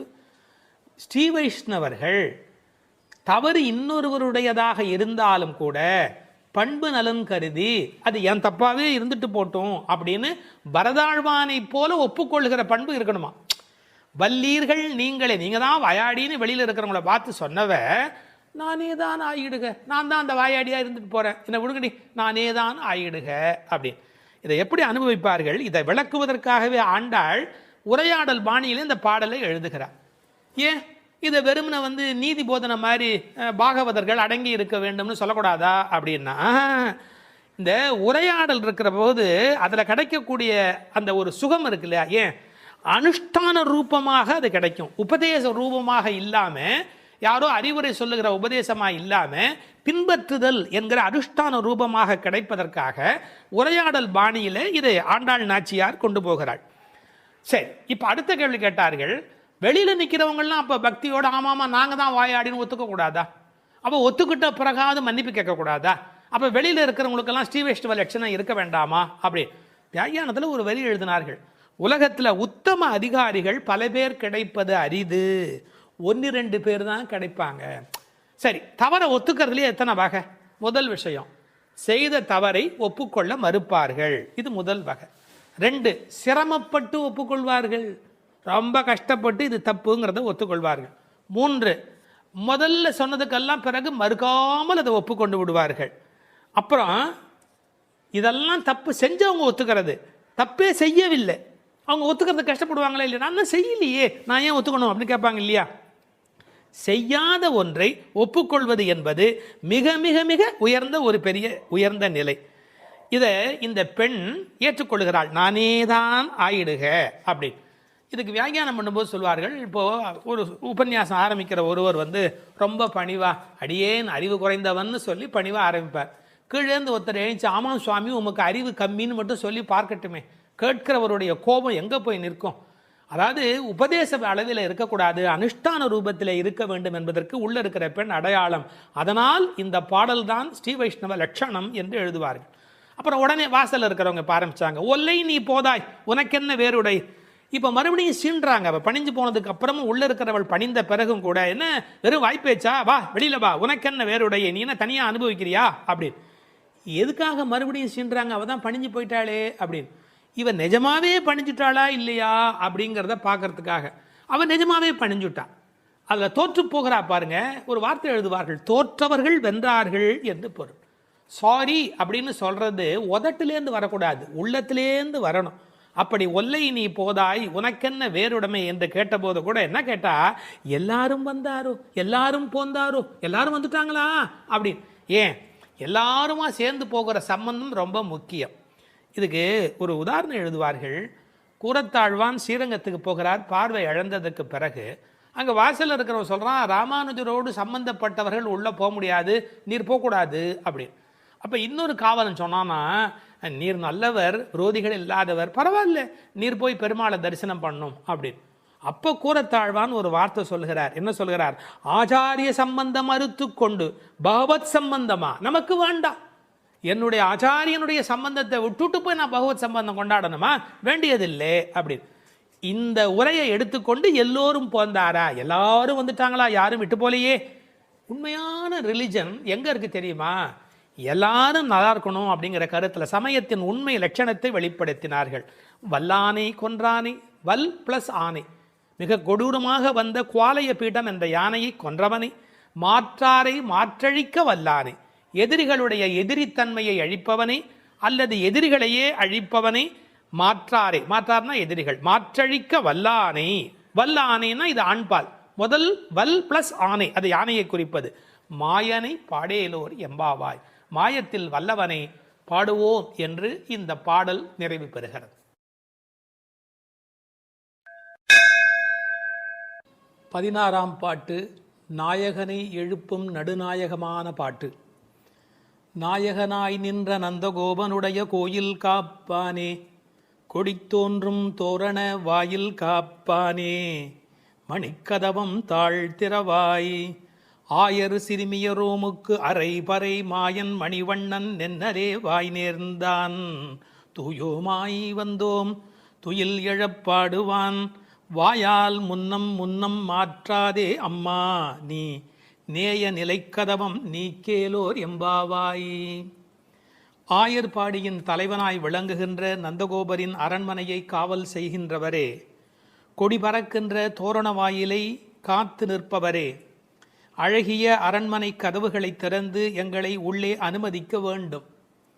நாங்கள் ஆயர் சிறுமிகள், எங்களுக்கு நோன்புக்கு அங்கமான பறையை தருவதாக நேற்றே எங்கள் கண்ணன் வாக்களித்திருக்கிறார். அதனை பெறுவதற்கு என்றே தூய்மையாக அவனுக்கு பள்ளி எழுச்சி பாடுவதற்காக நாங்கள் வந்திருக்கிறோம். உன் வாயினால் மறுத்து சொல்லிவிடாதே. நிலையுடன் பொருந்தி இருக்கின்ற கதவை உன் கைகளால் திறந்து வழிபட வேண்டும். பொதுவாக முறையறிந்து செல்ல வேண்டும் என்பது விதி. பெரிய பதவியில் இருப்பவர்களை நெருங்க வேண்டுமென்றால் அவர்களது அணுக்கத் தொண்டர்களை முதலில் நெருங்கி அவர்கள் மூலம் நெருங்குவதே நல்லது என்கிற அபிப்பிராயத்தில் நாயகனாய் நின்ற நந்தகோபனுடைய கோயில் காப்பானே என்று அவனிடத்தில் வேண்டுகிறார்கள் இந்த பிள்ளைகள். பொதுவாக நாயகனாய் என்பது கண்ணனுக்கு மட்டுமே பொருந்துகிற பதம். என்றாலும் கண்ணனுடைய தகப்பனார் என்பதனாலே இவருக்கும் அந்த மரியாதை பொருந்திற்று. அந்த நந்தகோபனுடைய கோயில் காப்பானே என்று நேரடியாக நாம் போகலாம் என்றாலும், நந்தகோபனிடத்தில் கண்ணபெருமான் கோல்கீழ்கன்றாய் அடங்கி இருக்கின்றவன். அவனை அதட்டி ஆளுகிற பேறு பெற்றமையினாலே, உலகநாயகனை அடக்கி ஆளுகிற பேறு பெற்றமையினாலே இவனும் நாயகன். ராமாயணத்திலே சீத்தையோடு புஷ்பக விமானத்தில் ராமர் திரும்பி வருகிற காலத்தில் அயோத்தியை கைகாட்டி, இதோ என் தகப்பனாருடைய ராஜதானி என்று சொன்னதாக ஒரு வரலாறு உண்டு. தன்னுடைய நாடு என்பதை காட்டிலும் தன்னுடைய தகப்பனாருடைய நாடு என்று சொல்வதிலே ராமபிரான் எப்படி உகக்கிறானோ, அப்படி கண்ணனும் தன்னுடைய தகப்பனாகிய நந்தகோபனை கொண்டாடினால் உகப்பான் என்பதற்காக நந்தகோபனை கொண்டாடுகிறார்கள். கோயிலுக்குள் போகிற போது கூட ஜெய விஜயர்கள், க்ஷேத்திர பாலர்கள் இவர்களையெல்லாம் வணங்கிவிட்டு செல்வதாகத்தான் மரபு. இந்த பாடலிலே ஒரு நுட்பத்தை கவனிக்க வேண்டும். நீராட நீராட என்று பெண்களை எழுப்பியவர்கள் நீராடுவதற்கு யமுனைக்கோ பொய்கைக்கோ போகவில்லை. நேராக நந்தகோபருடைய திருமாளிகைக்கு வந்திருக்கிறார்கள் என்று சொன்னால், இவர்கள் நந்தகோபருடைய திருமகனோடு நிகழ்த்துகிற அந்த சம்பாதம்தான் உண்மையான நீராட்டு. இப்போது கோயில் காப்பானே என்பதற்குரிய விளக்கத்தை பார்ப்போம். திருமாளிகையை காவல் செய்து கொண்டிருப்பவனே என்பது வெளிப்படையான பொருள். ஆனால் மரபு கருதி ததீயரை முன்னிட்டே பகவானை பற்ற வேண்டும் என்று அவன் காலில் விழுகிறார்கள் என்று சொல்வார்கள். அதாவது ஆண்டவனுக்கு உரிய அணுக்கத் தொண்டர்களை நாம் மதித்தால் மட்டுமே ஆண்டவன் பிரீத்தி அடைகிறார். எனவே அவனுடைய காலிலும் விழுவதற்கு அவர்கள் தயாராக இருக்கிறார்கள். அவனுடைய மாளிகையிலே தோரண கொடி நாட்டப்பட்டிருக்கிறது, அடையாளம். அது எந்நேரத்தில் வந்தாலும் இது நந்தகோபன் திருமாளிகை என்று தெரிவதற்கு ஏற்ப தோரணமும் கொடிவாயிலும் அங்கே துலங்குகிறது. கொடி தோன்றும் வாயில் காப்பானே. கோயில் காப்பான் என்பவன் வெளிப்புறத்தினுடைய திருமாளிகையின் காவலில் இருக்கிறவன். அடுத்த மதில் வாசலில் காவலுக்கு இருக்கிறவன் வாயில் காப்பான். அவனிடத்திலும் இவர்கள் வேண்டுகிறார்கள். இதை ஒரு கற்பனையான உரையாடலாக உரை சொல்லுகிறவர்கள் பேசுவது வழக்கம். நாங்கள் காவல்காரர்கள், எங்கள் கண்ணனுக்கு யாராலே என்ன நலிவு வரும் என்று தெரியாது, அதனால் யாரையும் அனுமதிக்க முடியாது என்று அவர்கள் தயக்கம், பயம், அகாலம் காரணமாக துயில் எழுப்பவும் கூடாது என்ற எண்ணத்தினாலே அவர்கள் மறுப்பதற்கு வாய்ப்பு உண்டு. இதற்கெல்லாம் பதில் சொல்வது போல இந்த பெண்கள் பேசுவது போல உரையாடலாக உரை காண்பது என்பது வழக்கம். விஸ்வாமித்திரர் ராமனை எழுப்பவில்லையா? கௌசல்யா சுப்ரஜா ராமபூர்வா சந்தியா பிரவர்த்ததே என்று திருப்பள்ளி எழுச்சி சுப்பிரபாதம் பாடவில்லையா? அது மட்டுமல்ல, ஆழ்வாரும் பாடுகிற போது அரவணை ஆயரேரே அம்மமுன்ன துயில் எழாயே, சாப்பிடவாப்பா, அரவணை ஆயர் ஏரே அம்மமுன்ன துயில் எழாயே என்று எழுப்பினார் அல்லவா? அரங்கத்தம்மா பள்ளி எழுந்தருளாயே என்று எழுப்பவில்லையா? எனவே துயில் எழுப்புவதற்கு முன்னுதாரணங்கள் உண்டு என்று பொருள் கொள்ள வேணும். அது மட்டுமல்ல, உண்மையிலேயே உறங்குவோரை எழுப்புவது வேண்டுமானால் அபசாரமாக இருக்கலாம். ஆனால் உறங்குவது போல் யோக நித்திரை கொள்ளுகிறவரை எழுப்புவது அவர்களுக்கு உபகாரம். யார் வந்து அழைப்பார்களோ, யாராலே யாருக்கு என்ன நலிவு வருமோ, நாம் போக வேண்டி இருக்குமே என்று செவிதீட்டி பெருமாள் படுத்திருக்கிறார். அரங்கன் படுத்திருப்பதை செவிதீட்டி பெருமாள் படுத்திருக்கிறார் என்று உரை எழுதுவார்கள். யார் கூப்பிடுவார்களோ என்று காத்திருக்கிறார். அப்படி இருக்கிற போது அவனை பள்ளி எழுப்புவது உபகாரம் தானே, அபசாரம் அல்லவே. மணிக்கதவம் என்று கதவை கொண்டாடுகிறார்கள். உரையாசிரியர்கள் சொல்கிறார்கள், புகுவாரை தன் அழகாலே கால் கட்டும் கதவு. அந்த கதவை தாண்டி போகிறவர்கள் ஒரு வினாடி அதை பார்த்து ரசிக்காமல் போகவே முடியாது. மாடியிலே ரொம்ப தூரம் ஏறி போகிற இடத்திலே பெரிய கண்ணாடி வைத்திருப்பார்கள். மாடிப்படிகள் ஏறுகிற இடத்துல யாரா இருந்தாலும் நின்று ஒரு வினாடி தன் உருவத்தை பார்த்து விட்டுத்தான் போவார்கள். இது மனித உலகியல். அதுபோல் ஒரு வினாடி நிறுத்தக்கூடிய வலிமையுடைய அந்த கண்ணாடியைப் போல இந்த கண்ணாடி கதவு, அதை பார்த்தால் ஒரு வினாடி நின்று கால்கட்டும் கதவு. இந்த பெண்கள் என்ன சொல்லுகிறார்கள்? ஆயர் சிறுமியோரோமுக்கு, அதாவது வாசல் காப்பவன் சொல்லலாம், எவ்வளவு பேராலே கண்ணனுக்கு ஆபத்து தெரியுமா, அதனால் நாங்கள் காவல் காத்து கொண்டிருக்கிறோம். ராமனுக்கு சூர்பனகினாலே ஆபத்து வந்தது, கிருஷ்ணனுக்கு பூதனையினாலே ஆபத்து வந்தது. இந்த பெண்கள் சொல்லுகிறார்களாம், நாங்கள் என்ன சூர்பனகையா, பூதனையா? ஆயர் சிறுமி, வெரி இன்னசென்ட் கேர்ள்ஸ், எந்த விதமான சூதுவாதம் தெரியாத ஆயர்குல பெண்கள், நாங்கள் சிறுமியர். இதில் ஒரு பெரிய ஆச்சரியம், இந்த பெண்கள் ஏன் ஒருவரை எழுப்பிக் கொண்டு இப்போது வந்தார்கள் என்பதை நாம் புரிந்து கொள்ள வேண்டும். உரையாடுவதற்கு தயக்கமும் மயக்கமும் மிக்கவர்கள் கூட கூட்டமாக வந்து விட்டால் துணிவும் வீரமும் தானாகவே தோன்றிவிடும். அது மட்டுமல்ல, இன்றும் உலகியலில் தனி மனிதர்களை காவலர்கள் அலட்சியமாக கையாளுவது என்பது பழக்கம். ஆனால் கூட்டமாக வருகிறார்கள் என்றால் காவலர்கள் அடங்கி போய் விடுவார்களே ஒழிய அலட்சியமாக கையாள மாட்டார்கள். எனவே இந்த சிறுமியர்கள் ஒரு கூட்டமாக வந்திருக்கிறோம் என்பதை ஆயர் சிறுமியோருமுக்கு என்று அவர்கள் விளக்குகிறார்கள். நாங்கள் ஒரு பெரிய கூட்டம், ஞாபகம் இருக்கட்டும். அரை பறை, விளையாட்டாக அடிக்கின்ற அந்த பறை என்ற தோல் கருவி. மாயன் மணிவண்ணன், மாயையிலே வல்லவன், மிகச்சிறந்த வியக்கத்தக்க காரியங்களை செய்கின்ற வல்லமையுடையவன்.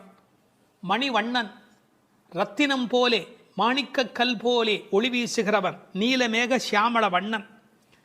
அந்த அற்புதமான மாயன் மணிவண்ணன் நென்னலே வாய் நேர்ந்தார். அந்த ஏகாரம் ரொம்ப வலிமையானது, நேத்திக்கே சொல்லிட்டான்ப்பா, அதை முன்னரே பண்ணி கொடுத்த சத்யபிரமாத் ஆல்ரெடி ப்ராமிஸ்ட். நென்னலே வாய் நேர்ந்தார். அவன் சொன்னான், சொன்ன சொல்லை அவன் காப்பாற்றுவதற்கு நீ துணை நிற்க வேண்டாமா? தூயோமாய் வந்தோம் துயில் எழப்பாடுவான். என்ன தூய்மையாக வந்ததுகள்? இந்த பெண்கள் குளிக்கலே, அப்புறம் எப்படி தூய்மை என்று சொல்ல முடியும்?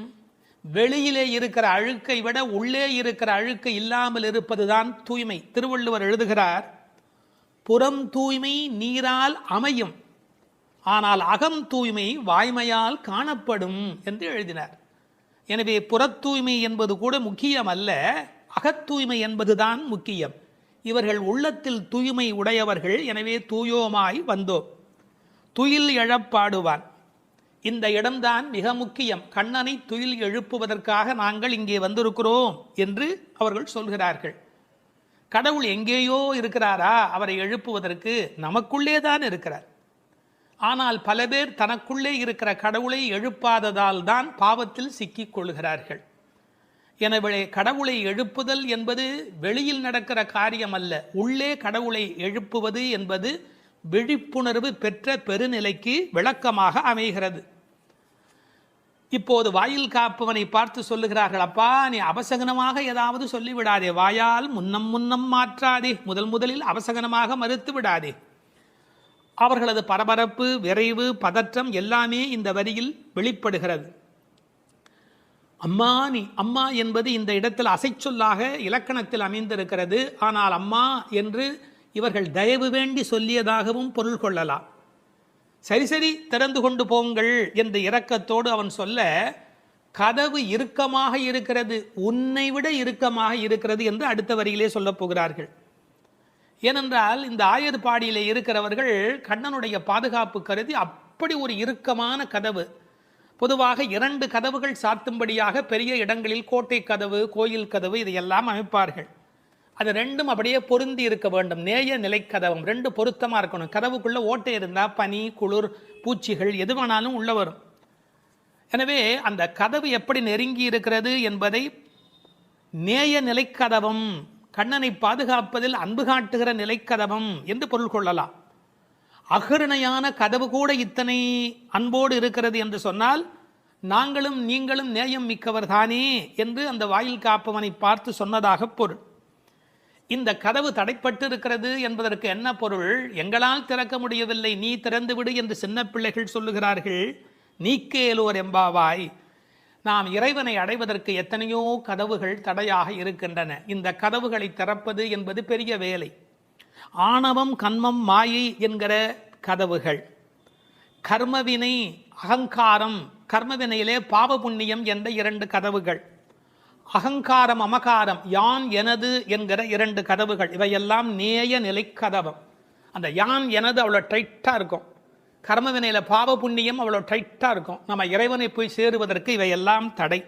எனவே நேய நிலைக்கதவம் நீக்கேலோர் எம்பாவாய், இந்த இரண்டையும் எங்களுக்கு நீக்கு. கீதையிலே துவந்த நிலை என்று பேசுவான் பகவான். அதாவது ராகத்வேஷத்தோடு கூடிய நிலை பகவானை அடைவதற்கு இடையூறாக இருக்கிறது. எனவே அந்த இரண்டும் அப்படி இறுகி கிடக்கிறது. அந்த நேய நிலைக்கதவம் நீக்கு என்று வேண்டுவதாக இந்த பாசுரம் நிறைவு பெறுகிறது.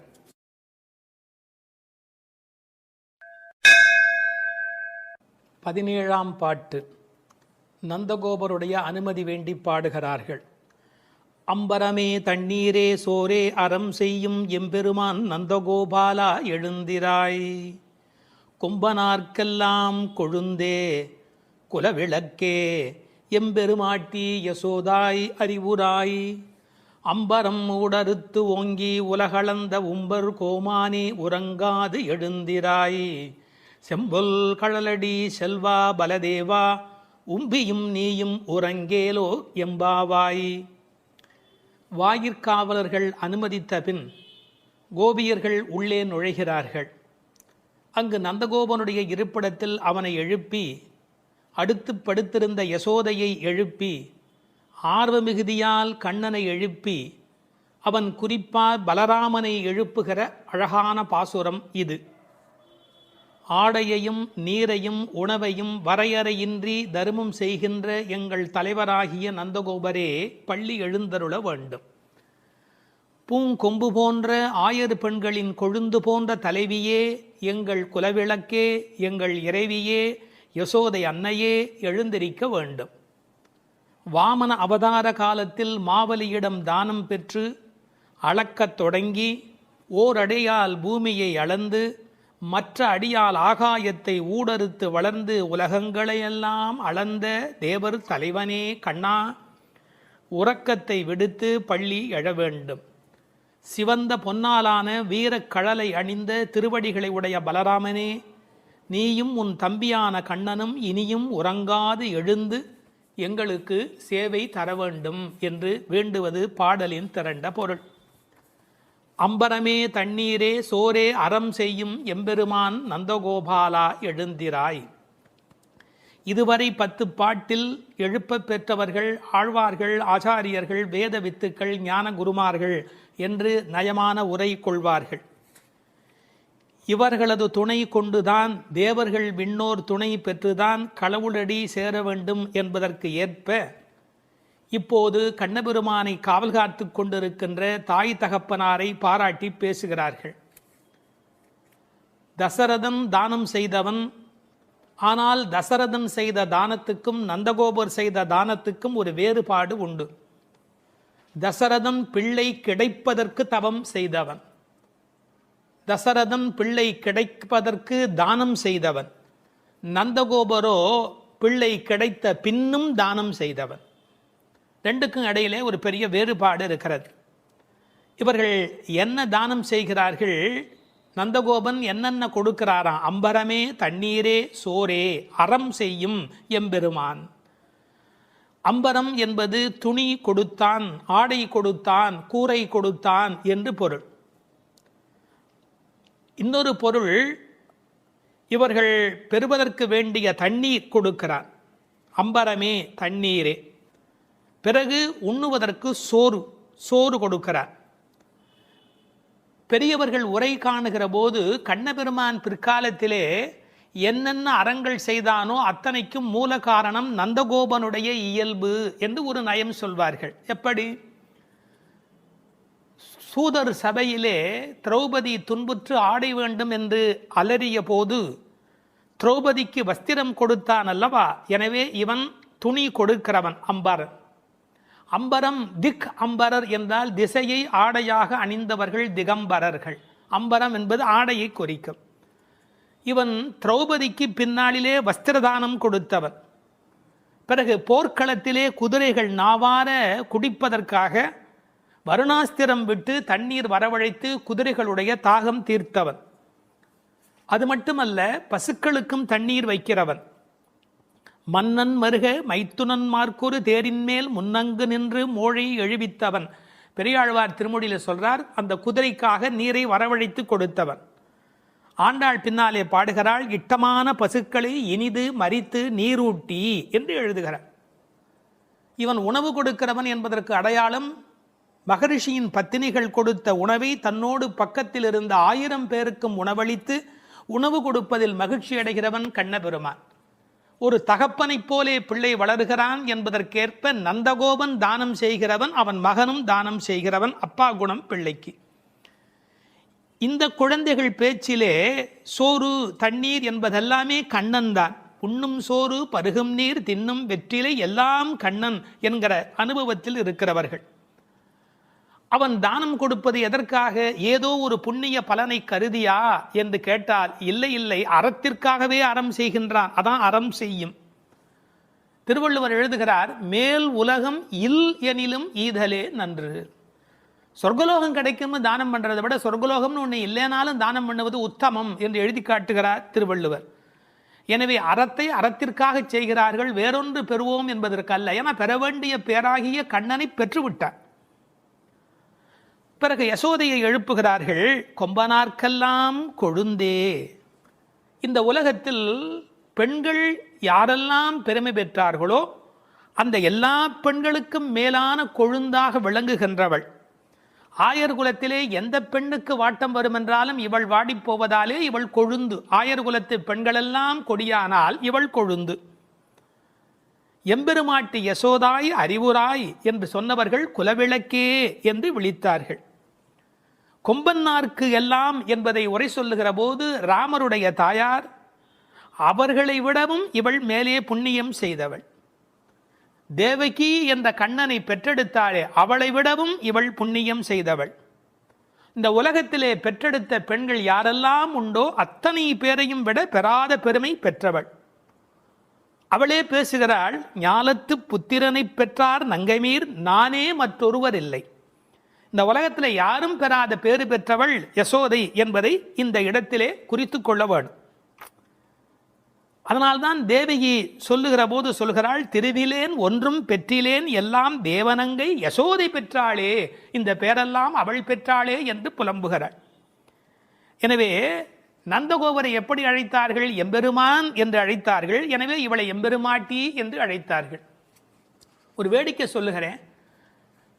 சிரமப்பட்டு பல பேர் படித்து எம்பிபிஎஸ் பட்டம் பெற்று டாக்டர் என்ற பட்டம் வாங்குவார்கள். முறைப்பெண் என்ற முறையிலே பள்ளிக்கூடத்தை மிதிக்காத ஒரு பெண்ணை திருமணம் செய்து கொண்டு துணைமையாக்கி கொள்வார்கள். ஒரு வேடிக்கை சொல்வார்கள், டாக்டர் வருகிறார் என்று சொல்லுகிறவர்கள் அவருடைய மனைவி வருகிற போது டாக்டர் அம்மா வருகிறார் என்று பேசுவார்கள். அந்த அம்மா டாக்டர் அம்மா அல்ல, டாக்டருடைய மனைவி. எனவே டாக்டர் அம்மா ஆகிவிடுகிறாள்.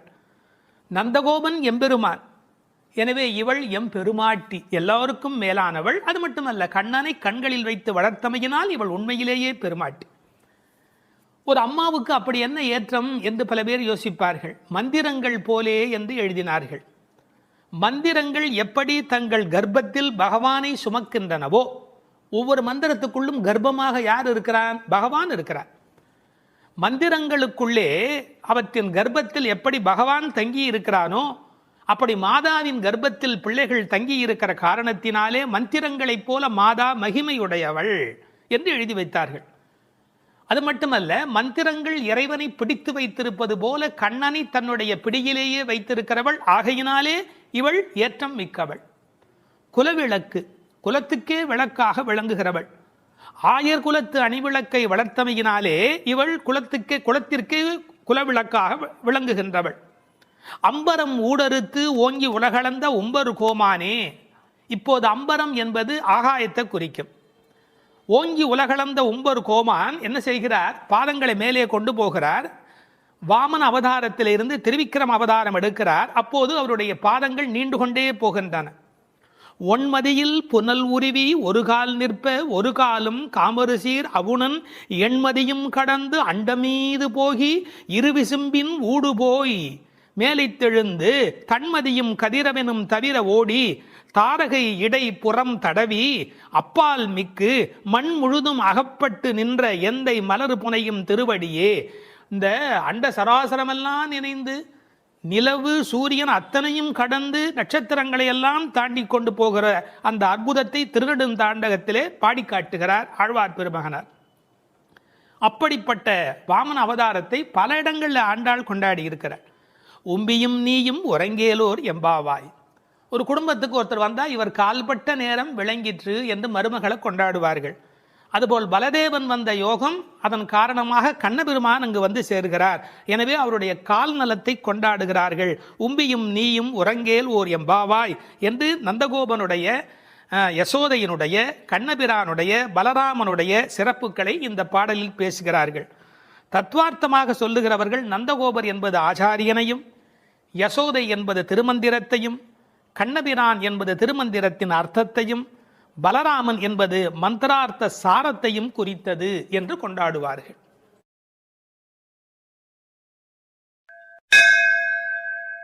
13வது பாடல். புள்ளின்வாய் கீண்டானே பொல்லா அரக்கனை கிள்ளிக் களைந்தானே, கீர்த்திமை பாடிப்போய் பிள்ளைகள் எல்லோரும் பாவை களம் புக்கார், வெள்ளி எழுந்து வியாழம் உறங்கிற்று புள்ளும் சிலம்பினகான், போதறிக் கண்ணினாய் குள்ளக் குளிரக் குடைந்து நீராடாதே பள்ளி கிடத்தியோ, பாவாய் நீ நன்னாளால் கள்ளம் தவிர்ந்து கலந்தேலோர் எம்பாவாய். கண்ணழகு படைத்த பெண் ஒருத்தியை இப்பாசுரத்தால் எழுப்புகிறார்கள். மலரில் உள்ள வண்டுகள் போன்று அழகிய கண்களை உடையவளே, கொக்கு வேடத்தில் வந்து வாயை பிளந்து கண்ணனை விழுங்க எண்ணிய பகாசுரனை அவன் வாயை கிழித்து அழித்த கண்ணபெருமான், கொடியவனான ராவணனது தலைகளை அறுத்து அழித்த ராமபிரான், அவர்களது வீர வரலாறுகளை பாடிக்கொண்டு இளம்பெண்கள் எல்லோரும் பாவை நோன்புக்குரிய இடத்திற்கு எப்போதோ சென்று விட்டனர்.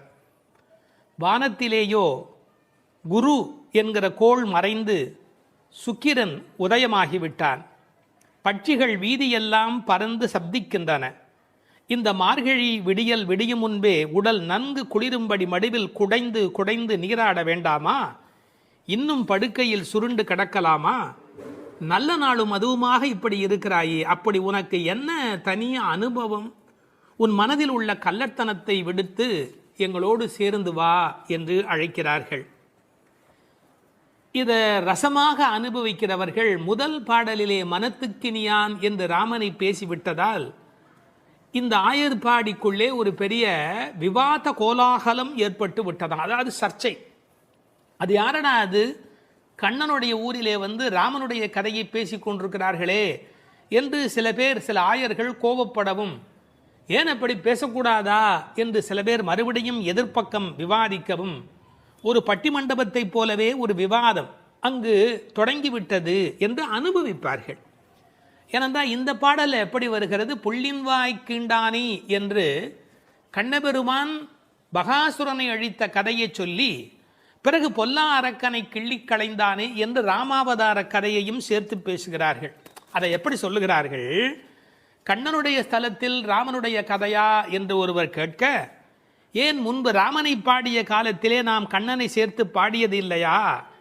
அந்த காரணமாக வருக வருக வருக இங்கே வாமன நம்பி வருக, கரிய குடல் செவ்வாய் முகத்து என் காகுத்த நம்பி வருக என்று ஆண்டாளே பாடியிருக்கிறாளே. எனவே ஆண்டாள் சிற்றில் சிதைத்தல் பாடுகிற காலத்தில் சீதவாய் அமுதம் உண்டாய் எங்கள் சிற்றில் சிதையேல் என்று பாடியிருக்கிறாளே. அந்த அனுபவத்தை எல்லாம் இங்கே குறிப்பிடுகிறார்கள். வருக வருக என்று ஆழ்வார் அனுபவித்ததையும், சிற்றில் சிதைக்காதே என்று ஆண்டாள் அனுபவித்ததையும் இந்த இடத்தில் மேற்கோளாக காட்டி, இந்த அயோத்தியிலே ராமபெருமானுடைய புகழை பேசுவது போல ஆயர்பாடியில் கண்ணன் புகழ்தான் பேச வேண்டும் என்ற கட்டாயம் இல்லை, இடம் மாறி பேசினாலும் ஒன்றும் தவறு இல்லை என்று ஒப்பந்தமாயிற்று என்று இதை வேறு ஒரு கோணத்திலே பேசுவார்கள். தீவிர பற்று உடையவர்கள் எப்போதும் இது போன்ற பிரச்சனைகளில் ஈடுபடுவது என்பது தவிர்க்க முடியாதது. புள்ளின்வாய் கீண்டானே பொல்லா அரக்கனை கிள்ளிக் களைந்தானே. பறவை வடிவத்திலே வந்தவனை அவன் அழித்தவன். பள்ளத்தில் மேயும் பறவை உருக்கொண்டு கள்ளாசுரன் வருவானை தான் கண்டு புள்ளிதுவென்று பொதுக்கோ வாய்க்கின்றான். அப்படியே வாய்க்கிண்டிட்டான், அப்படியே கிழித்து எறிந்து விட்டான். அப்படி அழித்த வரலாற்றை சொன்னவர்கள் பொல்லா அரக்கனை கிள்ளிக்களைந்தானே என்று ராவணனை கொன்றதை பேசுகிறார்கள். இந்த எழுப்புகிற பெண்கள் இந்த பாடலை எல்லாம் கருத்தை எல்லாம் சொல்லி எழுப்புகிறார்கள். உரை கண்டவர்கள் கேட்டார்கள், பொல்லா அரக்கன் என்று ராவணனை குறிப்பிட்டால் நல்ல அரக்கன் உண்டோ? என்ன நயம் பாருங்கள். உண்டு. அரக்கர் குலத்தில் பிறந்தாலும் விபீஷணன் நல்ல அரக்கன், ராவணனோ பொல்லா அரக்கன். அவனோடு பெரிதாக போர் செய்தார் என்று சொல்ல முடியாதான், கிள்ளி களைந்தானே. தமிழில் ஒரு பழக்கம் உண்டு, யாராவது ரொம்ப அலட்சியமாக நினைச்சா என்ன கிள்ளுக்கிறேன்னு நினைச்சுக்கிட்டியா என்று கேட்பார்கள். அப்படி ராவனுடைய தலைகளை ராமன் கிள்ளினானான், கிள்ளி களைந்தானே. அதுக்கு வேற ஒரு பொருள் உண்டு. தன்முனைப்பு உள்ளவர்கள் பரமாத்மாவால் அழிக்கப்படுவார்கள் என்கிற அந்த உணர்வு 10 தலை ஒருவருக்கு உண்டு என்ற கதையை அப்படியே எடுத்துக்கொள்வதை விட, பன்முகமாக ஆசை தலிவிரித்து ஆடுகிற போது ஒருமுகமுடைய பரமாத்மா மனதை நாம் ஒருமுகப்படுத்தினால் நமக்கு உள்ளே இருக்கிற பன்முகம் அழிந்து போகும் என்று உருவகமாக எடுத்துக்கொண்டு அனுபவிப்பவர்களும் உண்டு. இப்படி ராவணனை அழித்த வரலாற்றை பேசி கீர்த்திமை பாடிப்போய் பிள்ளைகள் எல்லோரும் பாவை களம் புக்கார். இந்த நெல் பயிரிடுகிற இடத்துக்கு நெற்களம் என்று பெயர். அதுபோல் பாவை நோன்பு நோற்கிற இடத்துக்கு பாவைக்களம் என்று பெயர்.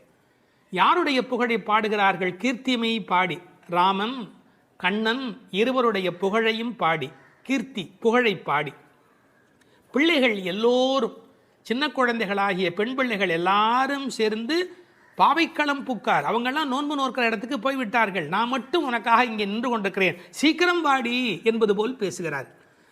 இப்போது பொழுது விடிந்து விட்டது என்பதில் அடையாளம் ரொம்ப நுட்பமான ஒரு அடையாளம். வெள்ளி எழுந்து வியாழம் உறங்கிற்று. அதாவது வெள்ளிக்கிழமை தோன்றிவிட்டது, வியாழக்கிழமை முடிந்து விட்டது இல்லை, குரு ஹோரை போய்விட்டது, சுக்கிரஹோரை தொடங்கிவிட்டது. அது இன்னொரு கோணம்.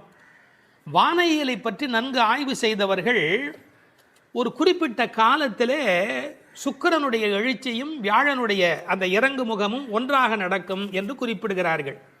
சுஜாதா அவர்கள் இதை வைத்துக்கொண்டு கிபி 885 என்று உறுதி செய்ய முடியும் என்று ஒரு கட்டுரையிலே எழுதியிருக்கிறார்கள். ஆனால் வேறு சிலரோ கிபி 8ஆம் நூற்றாண்டில் ஒரே ஒரு முறை மட்டும் அதிகாலை பொழுதில் சுக்கிரன் எழுவதும் குரு மறைவதும் ஒரே வேளையில் நிகழ்ந்துள்ளது. அது முழு நிலவு நாள், பௌர்ணமி. அந்த நாள் அப்படியே குறிப்பிடுகிறார்கள். அந்நாள் கிபி 731 டிசம்பர் 18 காலை 3:30 முதல் 4 மணி. இதனை அடி ஒற்றி ஆண்டாள் பிறந்தது கிபி 716 ஆடிப்பூரம் என்று கணக்கிட்டிருக்கிறார்.